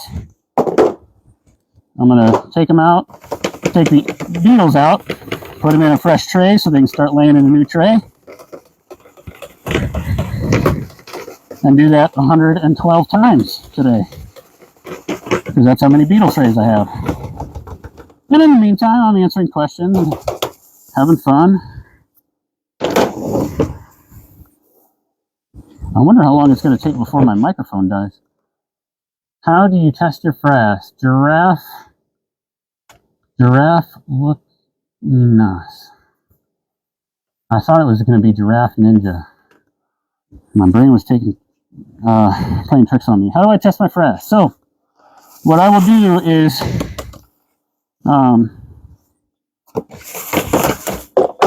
collect. So, like these trays here have larger larvae in them. So they've been eating the wheat bran, they've been growing, and they get to the point where they need to be harvested because they're going to start pupating. And we need those larvae to ship out on Mondays. Me being me and you, anyone that wants to buy them. And part of that process, like I like to wait until the bran, this stuff, the bran that the larvae eat, I like to wait until it's gone so that it just sifts better. But I also use a small enough mesh that it's going to catch 99% of any of that stuff. Any of the substrate that's left. And so I'll collect that frass and then I send it off to a lab. So the first lab that I'm working with is called Midwest Labs. The next lab I'm going to try is Logan Labs. So all third-party testing, like third-party meaning not here in-house. I don't have the equipment or the knowledge to be able to test any of that stuff. So we got it tested for all the normal, like NPK, magnesium, yada, yada, yada, calcium, etc. I also did heavy metals test. All the heavy metals were well below threshold. And I did Listeria, E. coli, something else. I can't remember. I haven't made a video about it yet. Everything was well below, like there's no pathogens. Did heavy metals as well. All those are really low. And so it's a good clean soil amendment. But that's my goal, is to get it tested, find out the baseline for wheat bran and water, and then start playing with different feed sources. I tried getting on coffee, but my order started dying. How much did you use? And was it wet or was it dry? I have to go back and look at the study. If you Google spent coffee grounds study, I bet you'll find it. Like, how many of those exist, right? But it's kind of like the chicken venomous. I don't know if you were here when I was talking to somebody about feeding chickens. Or not feeding chickens, sorry. Feeding chicken bones to the mealworms. Too much, excuse me, too much of something other than a grain, and the mealworms are going to start dying. I think it's mostly protein. Sorry, I can't take a drink with this mask on, but I also don't have any water over here to drink.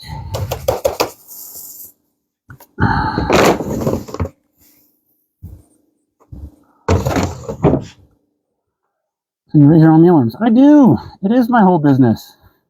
Thank you for the backup there. Yes, this is Midwest Mealworms. This is what I do. I've been doing this full time since October of 2021. Before that, I worked this business as a part-time job.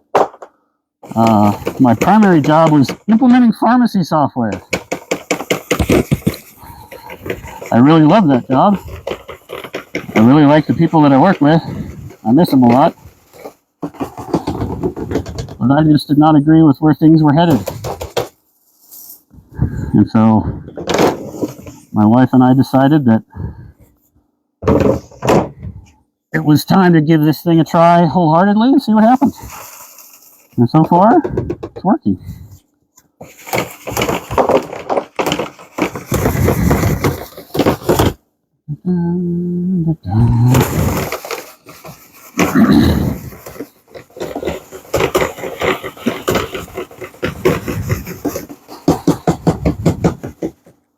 I do slightly miss what I used to do, especially the people.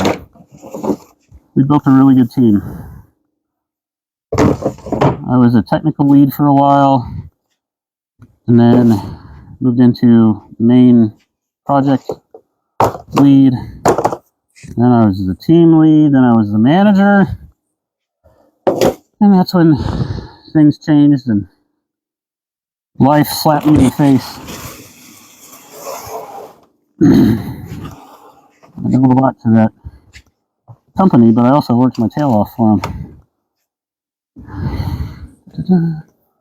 Interesting. They look roasted. They do. Wait. What kind of roasted are we talking about? I'm going to need you to clarify that, sir or madam.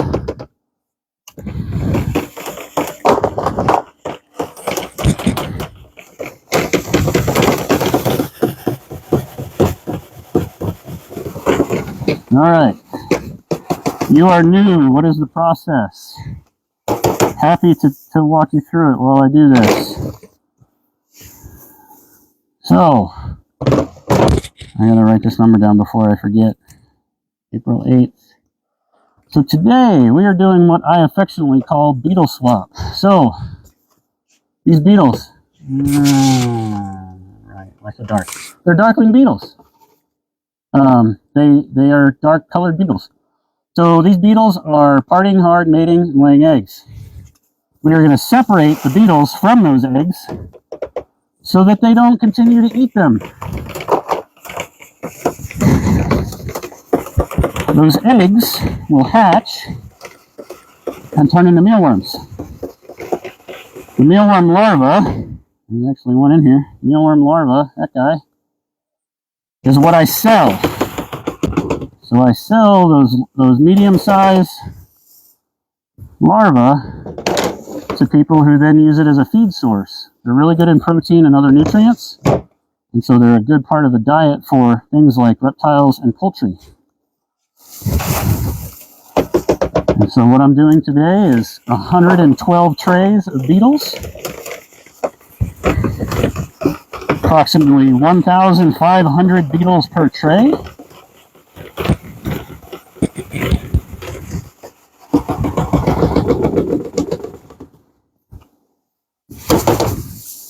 Separating them out, and then I take this substrate, which is wheat bran, it's got eggs in it, and I put it back into that tray they came out of. See all those eggs on the bottom?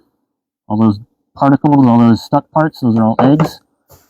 Pour this back in, and then I'll add another scoop here in just a moment of wheat bran, and then those larvae go off to grow and get bigger, bigger, bigger before I ship them out. Da-da-da. You sell them to farmers for their chickens? Absolutely, Red Rose. They're a really good protein source. And chickens, they naturally eat insects, right? So it's a normal thing for them. Brian, it was likely too much. I read after that you want to keep about 10% of your substrate.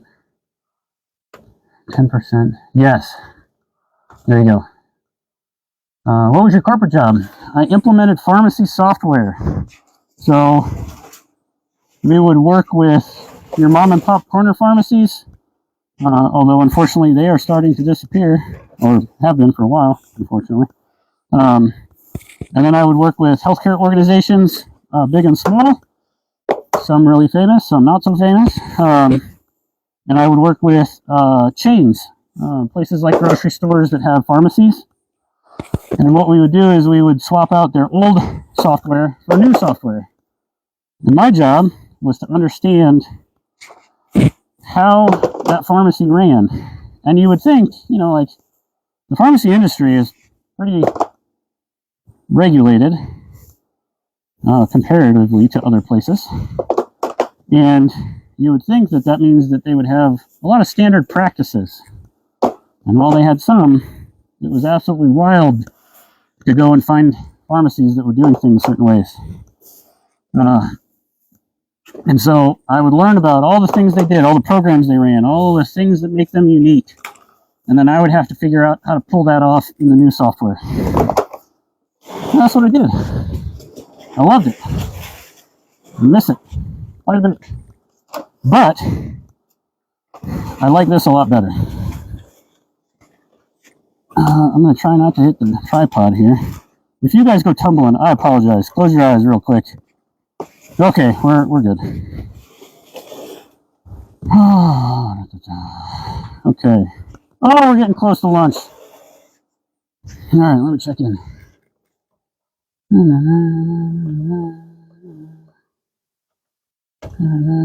Corporate job. Were you a product manager or software developer? Neither. I was an implementation person. So I worked with product managers, software developers, all that side. And I work directly with the customer. So I would be on site with the customer, teleconferences. I would work to set up the software with them and then figure out their operational processes to make sure they could still efficiently do everything they needed to do. I actually have a degree in coding. Never wrote a line of code professionally in my life. It's pretty wild. Are we ever going to meet your better half? I doubt it. She's not a fan of the video world.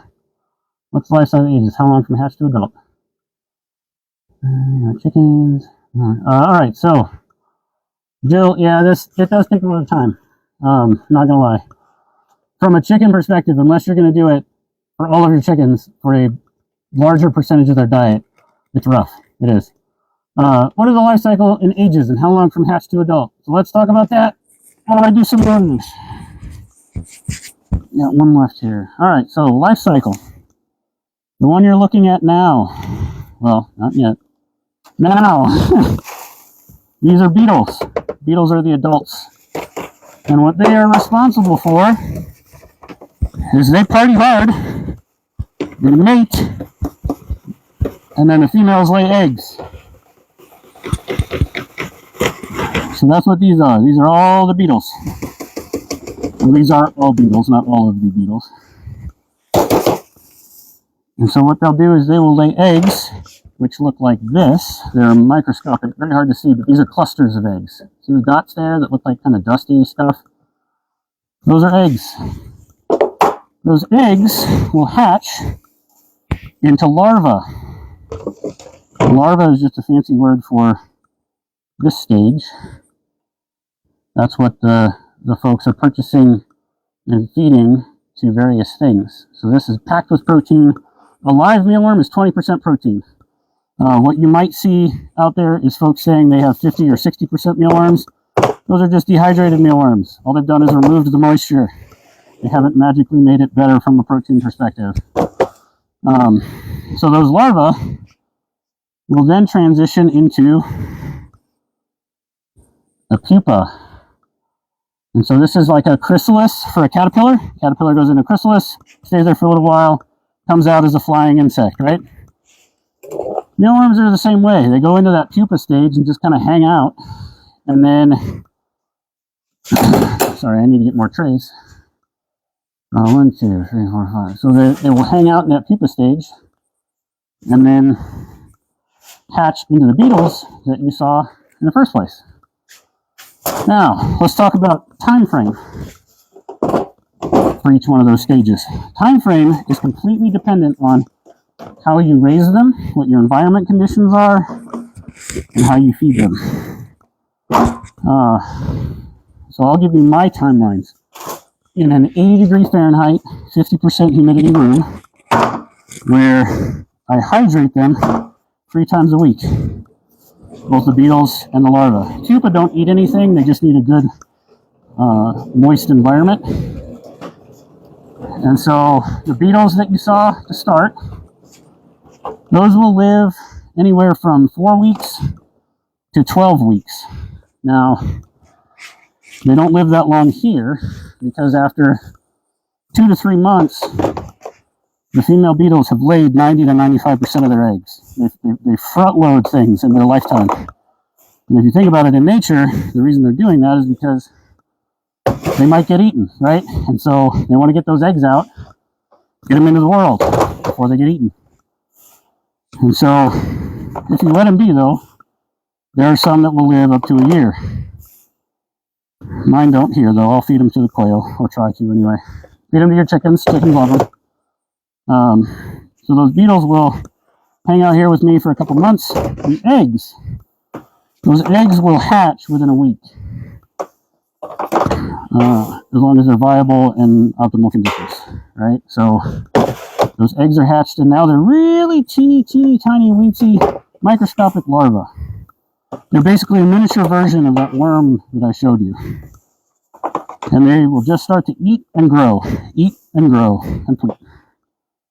And they do that in here for about 2.5 months before they are large enough to that size that I just showed you to collect and then sell. I do not sell large mealworms.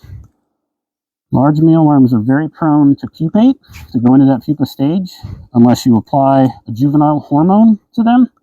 So I sell the mediums. That's why mine, if you order from me, mine are going to be a little bit smaller than things that you've seen in a pet store, for example. Because people in pet stores want to buy those to feed those larvae. They don't want pupa. So that's what's going on there. Why do you have the mask? Because the frass is a really fine particulate. It is an allergen. So it'll trigger my asthma if I didn't have any allergies or reactions to frass. Over time, with enough exposure, I would. You'd develop them. And so this keeps me safe. How do you control the frass dust? You can't see it, but back tucked over here, there's a dust collector. It actually connects to the back of this because I use this to sift and harvest, and it collects 98% of the dust. And then there's a couple other things that I need to change. Like I need to build a downdraft table here to help control that, and a couple of key points that I'm going to address once I have my new sifter. You know anything about laxworms? I tried them once. It didn't work out well. They fly, so I'm not interested. Was it kind of like an ERP system or CRM?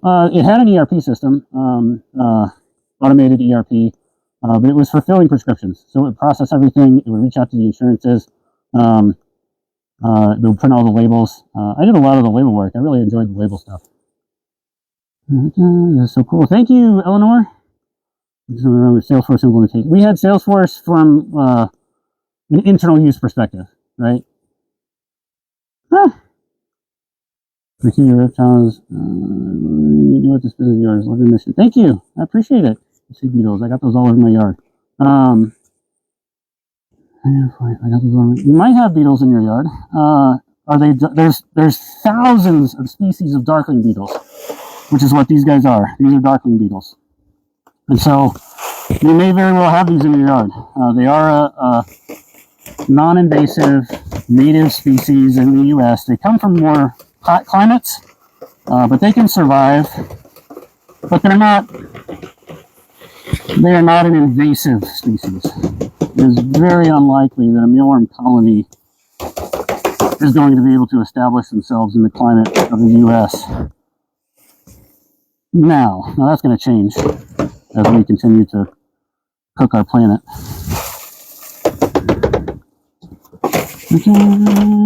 Alright, I gotta focus on these, get these done. Yeah, oh, that's really neat. You're welcome, you're welcome. I did enjoy my old job. I had some stuff change in my family. It really made me think about what I was doing with my energy, with my time. And I've got big goals for this mealworm stuff and soldier fly stuff. And it just felt much more fulfilling and purposeful. Like, it's one of those things where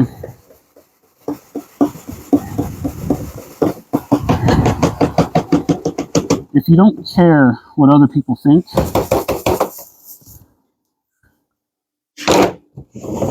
then you do what you enjoy and what is good for your family and your community. That's the goal. And unfortunately, our society looks at stuff in such a capitalist way because of capitalism, and it just really puts a shadow on everything. And so, when I told people I was leaving corporate America to do this, there was a lot of those, oh, I'm so happy for you, that's great. And inside they were just thinking, oh my God, what? Has he lost his mind? What is he doing? Because of the way that we look at different jobs and roles in this country. But fortunately for me, I honestly don't, it's not that I don't care what people think, I don't let it affect my mental outlook on myself. And that goes for good and bad. Like, I'm grateful that you guys are here. But if there was nobody here, I'd still have a good time doing this, right? This makes it more fun, but I don't know. All right, back to it. I don't talk about those days very much. There's just been so much going on here.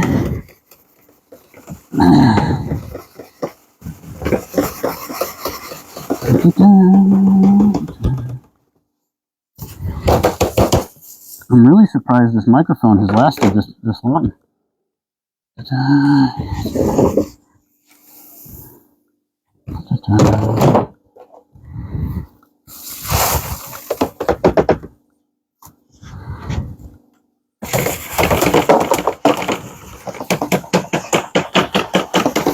Oh man, we're getting down to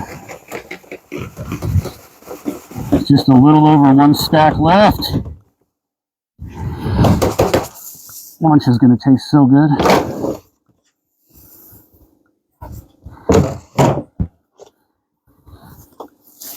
You guys remember, well, I think it's still going on, the cheese guy? The lots of cheese guy, whatever. He said he would eat a piece of cheese for every follower.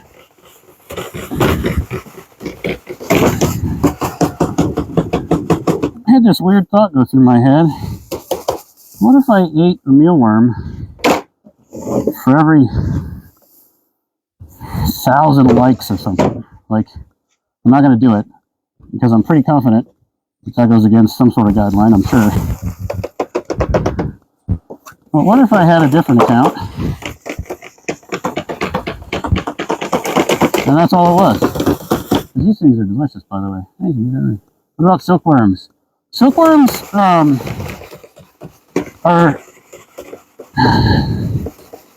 they seem intensive. I have never tried them personally, right? So I'm just going on what I've seen, and they seem very intensive. Of course, I say that while I'm standing here sweating my butt off, covered in brass dust, staring at thousands of live beetles.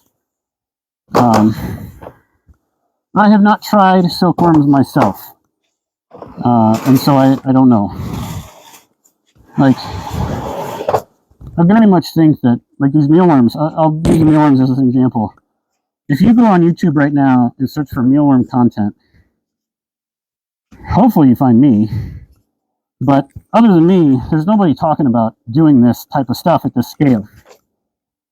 And so what you're going to see is a lot of people talking about, here's my mesh system, 3-drawer system, or here's my 20 trays. But from a operational perspective, there's just not a lot of people that talk about it. And so my process-oriented brain, my change management brain, loves this because I can figure out ways to do this efficiently and then figure out a way to integrate food waste into it and have a system like this thrive in capitalism. Because that's the goal of capitalism, is to acquire money, right? That's not my goal. I'm going to offset that by paying my employees better than I pay myself, like I do now, and other ways. But I really feel like we can optimize how this stuff works. And, like, what if we did the same thing for silkworms? Figured out how to do it efficiently. Outdoor soldier fly farms, yes. I wonder if soldier flies are in New Hampshire. It would be neat to put together a farm here. New Hampshire. So, hold on, outdoor soldier fly farms. Yes, outdoor works as long as you're in very hot climate. Soldier fly love it hot. They don't do well in the cold. So, that being said, you could, like, they're a native species in the U.S., so you could put some trash, some food waste outside, close it up in a type of container and make some small holes for them to get in, so that you're not just feeding the possums and raccoons. But then you could have yourself a soldier fly farm going pretty quickly.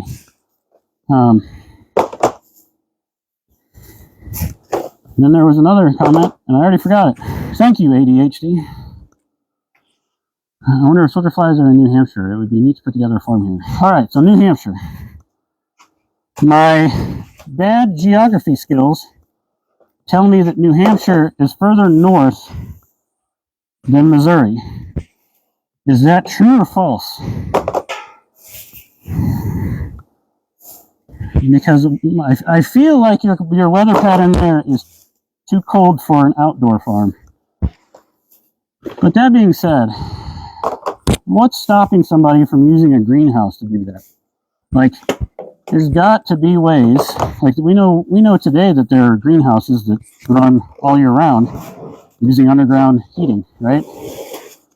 Geothermal, simple geothermal, just tubes of air, like not high cost fancy geothermal that everybody tried to sell you 10 years ago. I'm talking standard, normal. I could build it myself.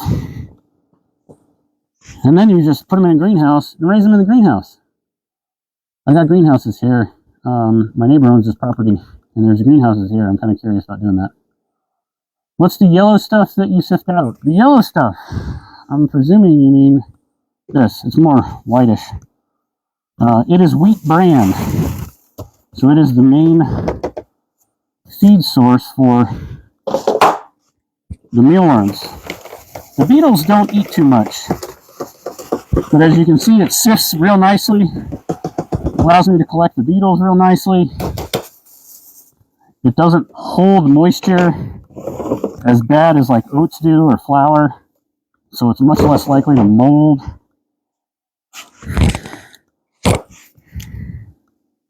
So it is the staple product I use right now for all my trays. Wheat bran. I am trying out dried distiller grain to see how that works in various percentages. Because I can get that local here in Missouri. I'm pretty excited about that.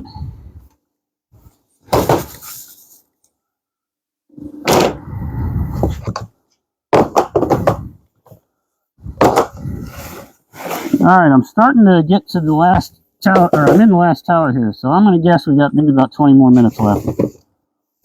And then I'm going to have to stop pretty soon after getting done because I am hungry. Oh shoot, there's a lot there. Hold on.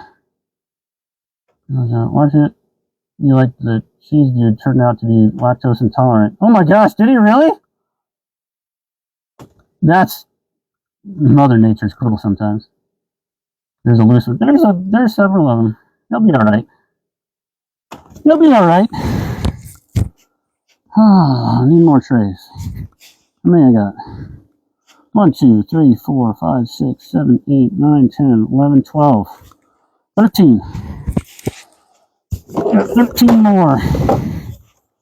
And then we are all done for the morning shift. We'll come back in the afternoon and harvest.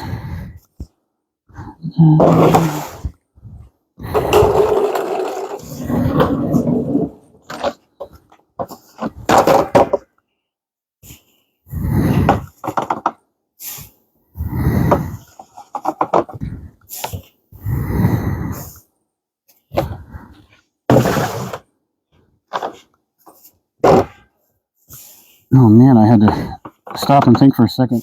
How many trays did I just count? My original thought was to say 12. Then I remembered it was 13.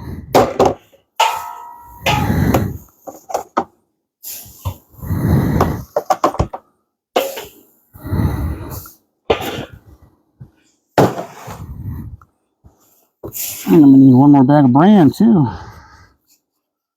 That's alright. We'll get there. We'll get there. Let it get away. Oh, well, howdy, everyone. If you are new here, my name is Justin. I'm a mealworm guy. I raise mealworms. I sell them. Shameless plug, MidwestMealworms.com. But I'm not here to sell to you today. I'm here to just hang out. I'm doing beetle swap where I take the beetles, separate them out from their substrate so that they'll stop eating all the eggs that I need in order to be mealworms.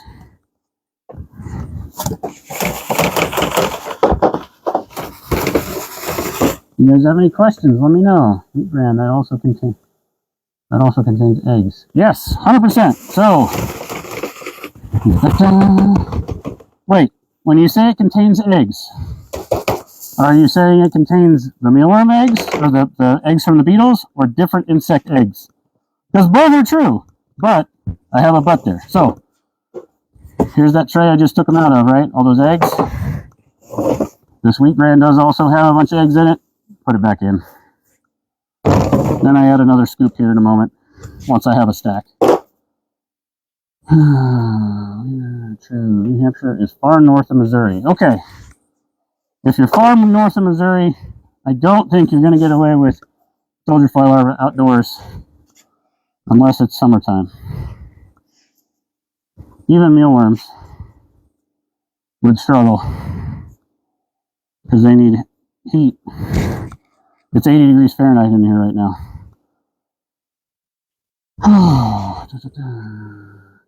The winter gets down to -5 to 40 degrees. Yeah, that's far too cold. The insects will die. They're going to need to go into an environmentally controlled area.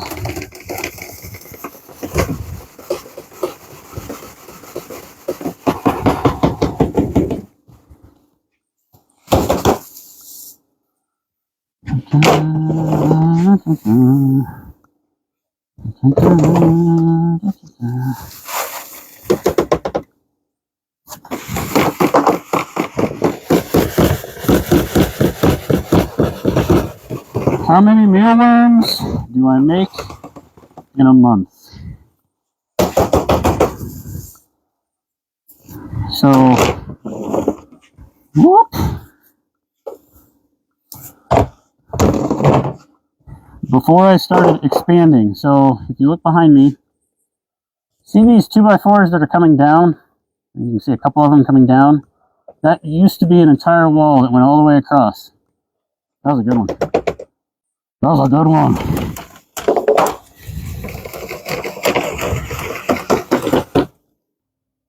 Good morning. How's it going? Oh, not too bad, not too bad. John, how'd you get in here? It said you sent me an invite. Well, that's interesting. Yeah, that Well, was welcome. I don't remember touching the phone. That's what I was thinking too, but yeah, it said you sent me an invite to join the live. Huh. I don't know. But welcome. How's it going? Oh, not too bad. I am kind of curious though, as how one would get started in your line of work. Well, the way I got started was because I had to feed a bunch of chickens. And what invariably happens when you start raising insects is that you produce way more than you need. And so then I started giving mealworms away, and then people started paying me for them. And so then that turned into starting the business, just as a side gig hobby thing, but I went through the process of getting an LLC in Missouri and all the formal stuff just to get that experience. I didn't really have a plan to do anything more at that point. But getting started is super easy. You can literally buy larvae from just about anywhere and get a colony going and start producing your own pretty quickly. Do you supply to any major pet stores, or do you like hit reptile expos or stuff like that, or a little bit of all of that? You definitely could. Those would be really good places to go. I personally don't, because usually the reptile expos are on the weekend, and this is a full-time gig for me now, and so weekends are very, very precious, and so I don't spend weekends traveling or doing that. And I also, I kind of have the luxury of not having to do that because I'm able to, excuse me, I'm able to sell everything I have and ship it. And so I think maybe just starting out, trying to get the brand out there or the name out there is probably a good idea. But I didn't go that route because I originally started it just as a side gig, just kind of raising them for myself and then giving them away locally. Pet stores are interesting. What's that? Do you have a website? I do, midwestmealworms.com. So the pet stores are interesting because a lot of times they're just receiving stock from somewhere that corporate has decided to get it from. And so I don't supply any of the big box pet stores in my location because it's a much bigger ordeal to have to get into their system. But I supply places like a feed store, wild bird stores, stuff like that, where they don't have to deal with me or with somebody shipping to them. I'll just deliver it straight to them. And so year-round mealworms, not having to pay shipping or deal with shipping is a huge benefit. So that's one of the things that I always advise folks is if you're interested in doing this, look around you in your towns near you that you're willing to drive to and see if there's any bird stores, any feed stores that you could just walk in and say, hey, if I had local mealworms, would you want them? And some folks will say yes, but some will say no. What I found is that most of those feed stores and bird stores are all like independently owned, right? They're a franchise, but they're owned by somebody in the community. And so they love to buy from small businesses, and it's pretty easy to get into those stores as long as you've got good quality products and services. But yeah, those are a couple places that are really good from a where to start perspective. Once you've got enough excess that you're not, like if you're getting it to feed your own chickens, then once you have enough for that, and you're producing in excess, figuring out where to take it from that point is the challenge.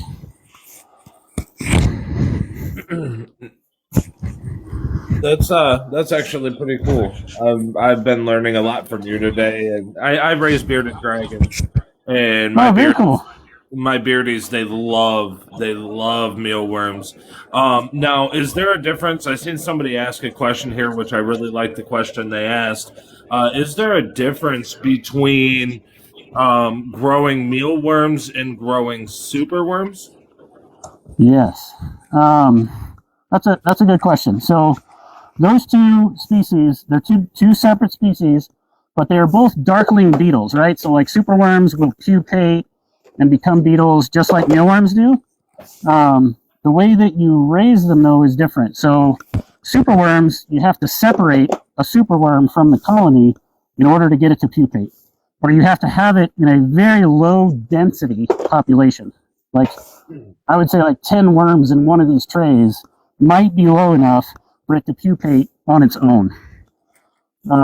That's one of the big hassles. I had a solution for that. I used to raise superworms, and so like my process-oriented mind was always like, how can I do this more efficiently?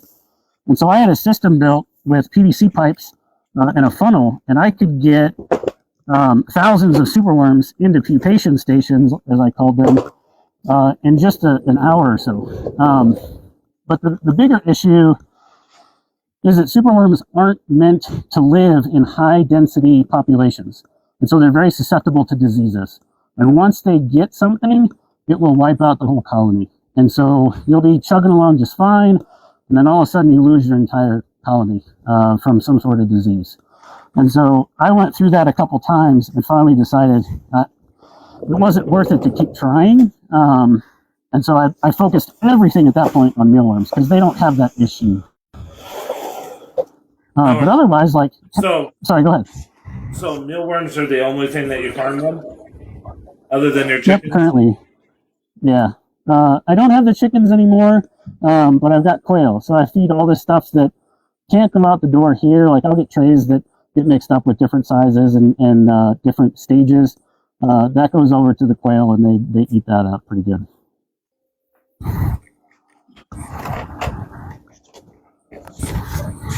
That's super cool, though, how you just kind of fell into it.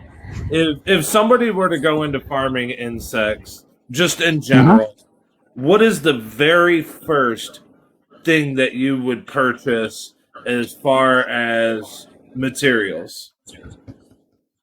Face mask.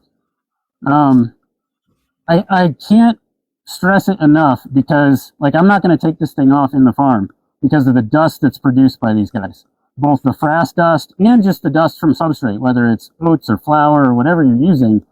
If you have dust in a room, you need to protect yourself.